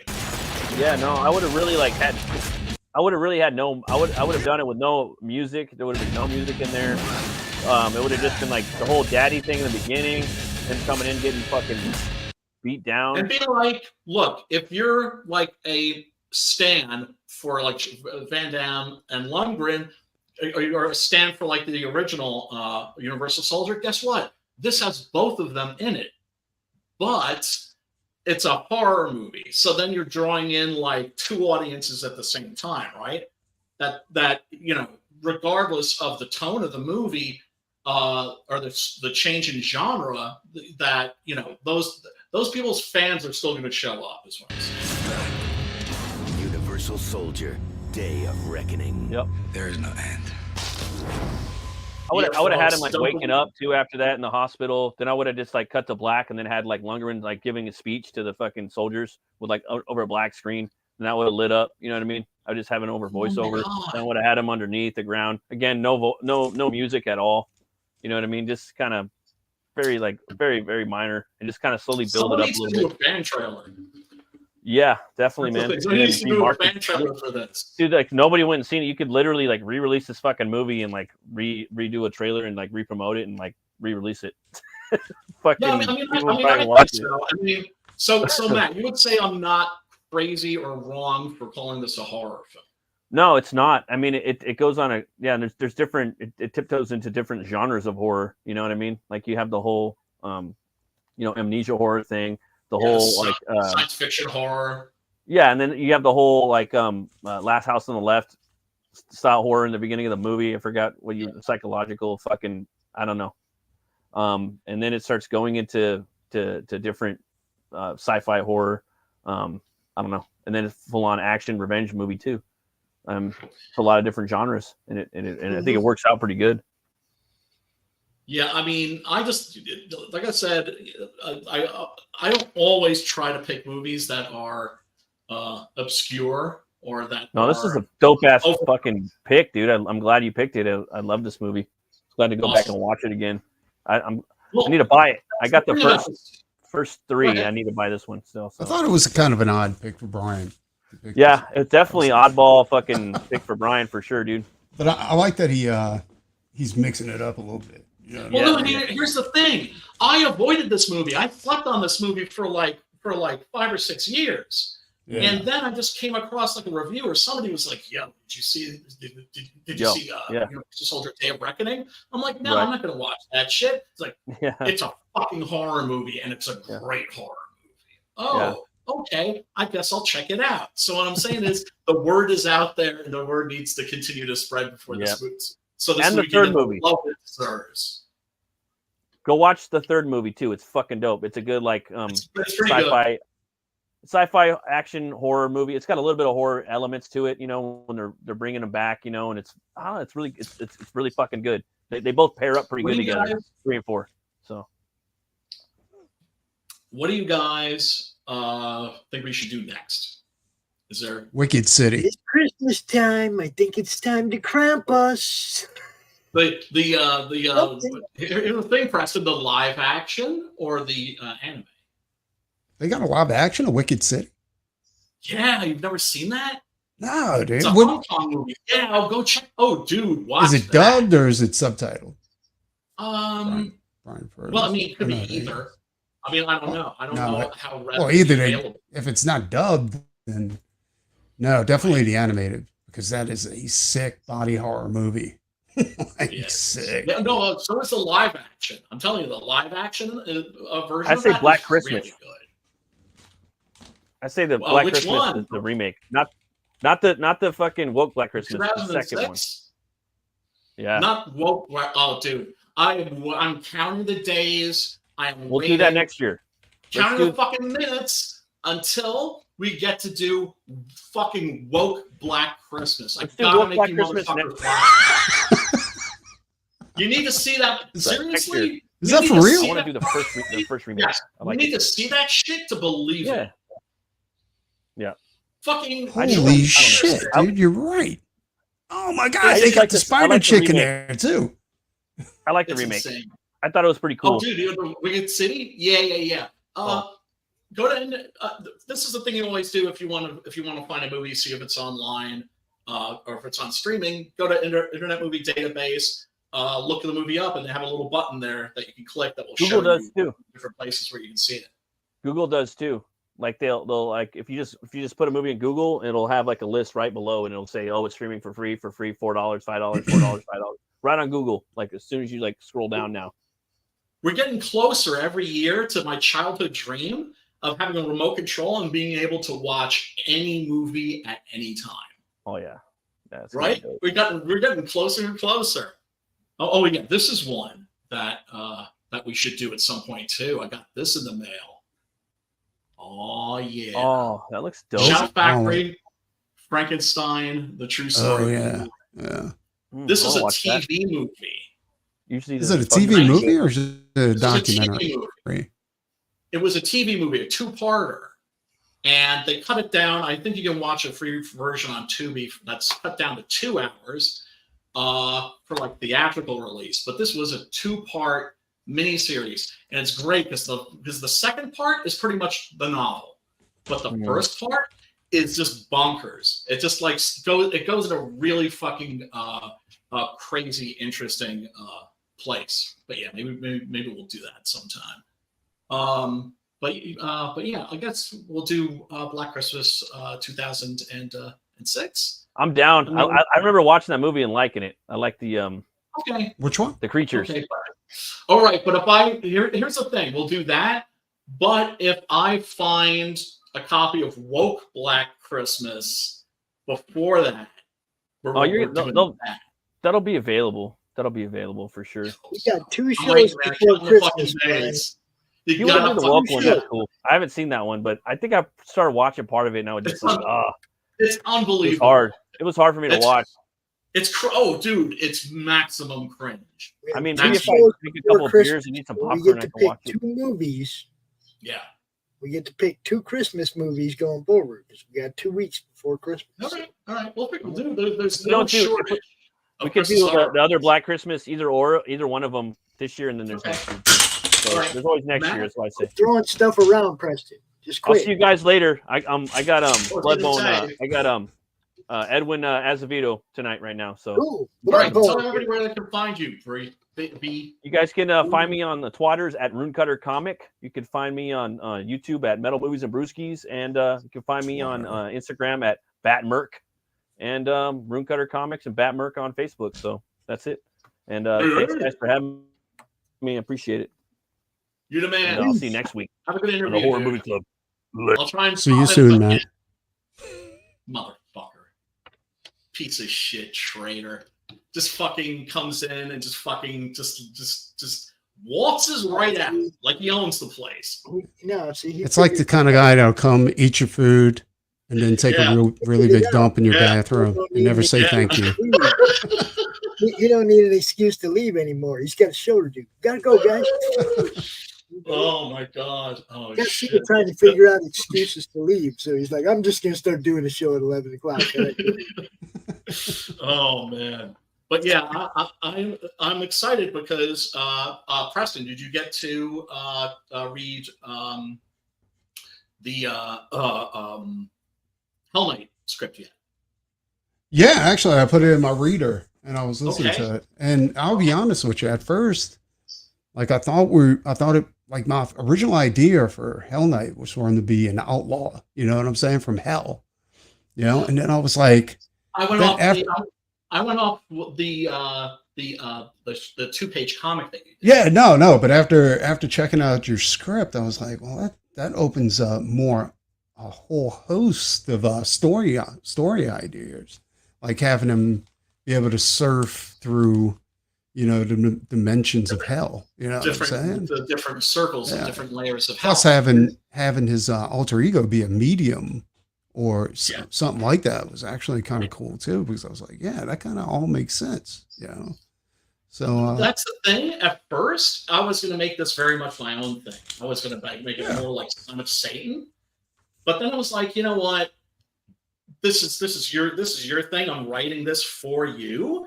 So let me not wipe my dick all over it, but to like take a look at the original source material.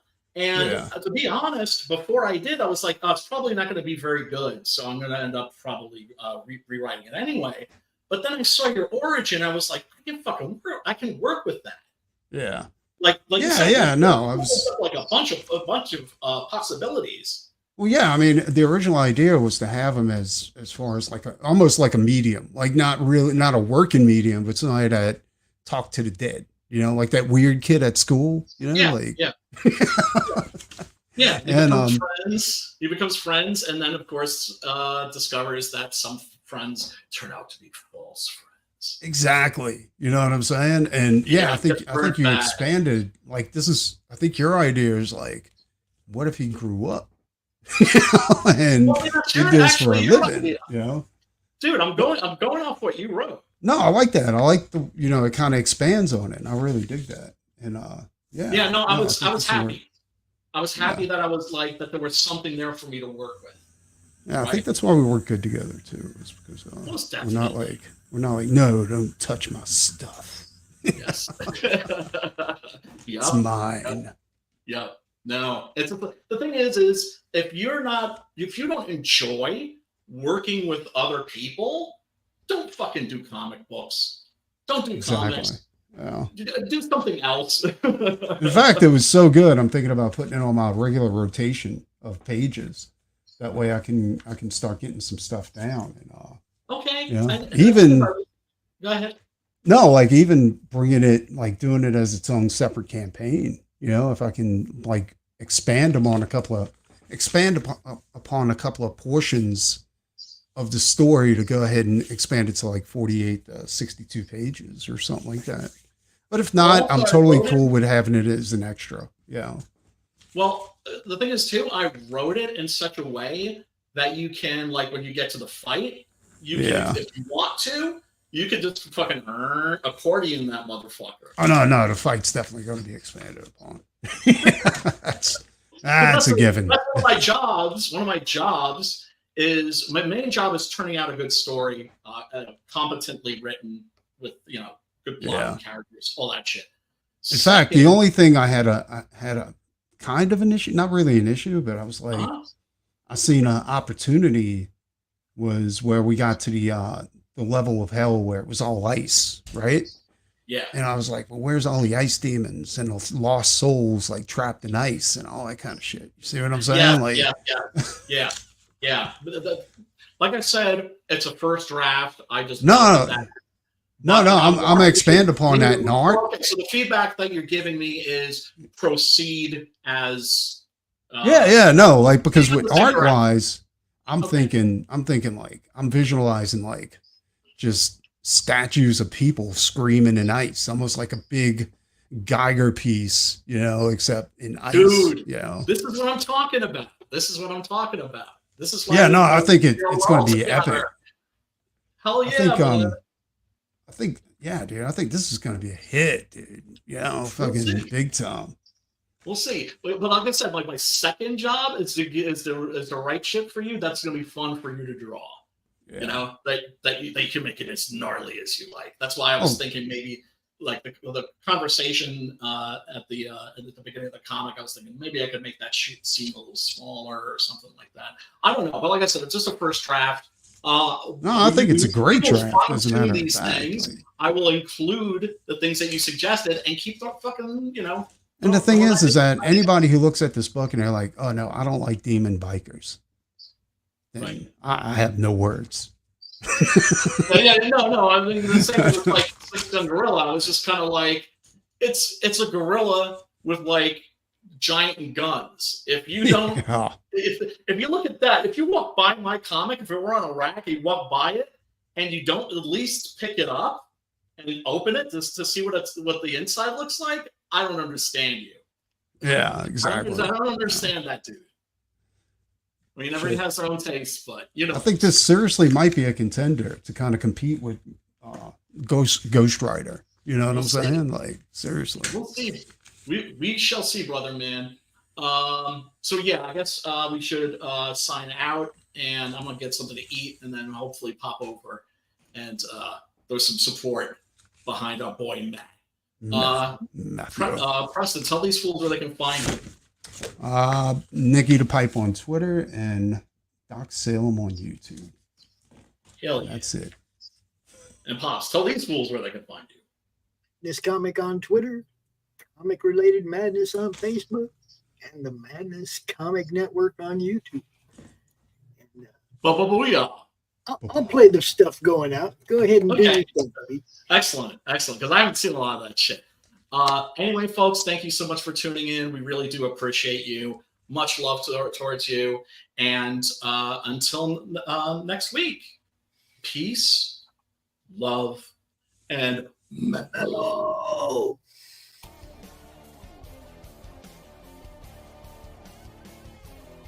Just wanted to give you all a heads up that right now you can add the Madness Network to your Roku account right there by Roku.com. Account add from to check out our preview. We got 10 of our highlighted shows up there for you to check out. Some of our best stuff from the last 4 years. Look, it's hard to pick 10 out of 2,600 videos, but we did it. And check it out. The campaign is launching soon, so be there. Peace. There is a creature in the swamps. It lives to destroy. The beast they call Hogzilla. After his latest get-rich scheme goes sideways, Gary Duba, the quintessential Florida man, ends up with a stash of somebody's high-end memorabilia. His gal Crystal is on probation and preparing for the fight of her life, squaring off against Australia's Queen of Combat. Delilah's got her back in training, staying off rich foods and the nose candy. Meanwhile, Gary and his best friend Floyd have been hired to wrangle a massive, abnormally aggressive feral hog that's terrorizing the swamp and wrecking Gary's old neighborhood. Can they bag the elusive monster swine without destroying the Sunshine State? Reserve your copy of Florida Man vs. Hogzilla at FloridaManComics.com. We're bringing back funny books, y'all. I told that moron not to take out my Tchaikovsky tape. No matter, let's get started.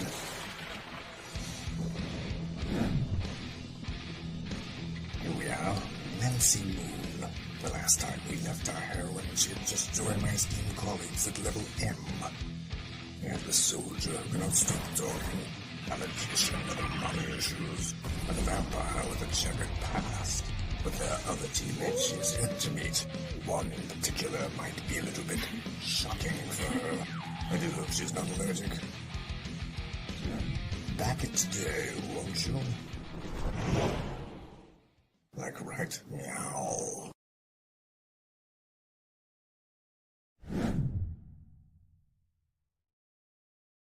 Just back it already.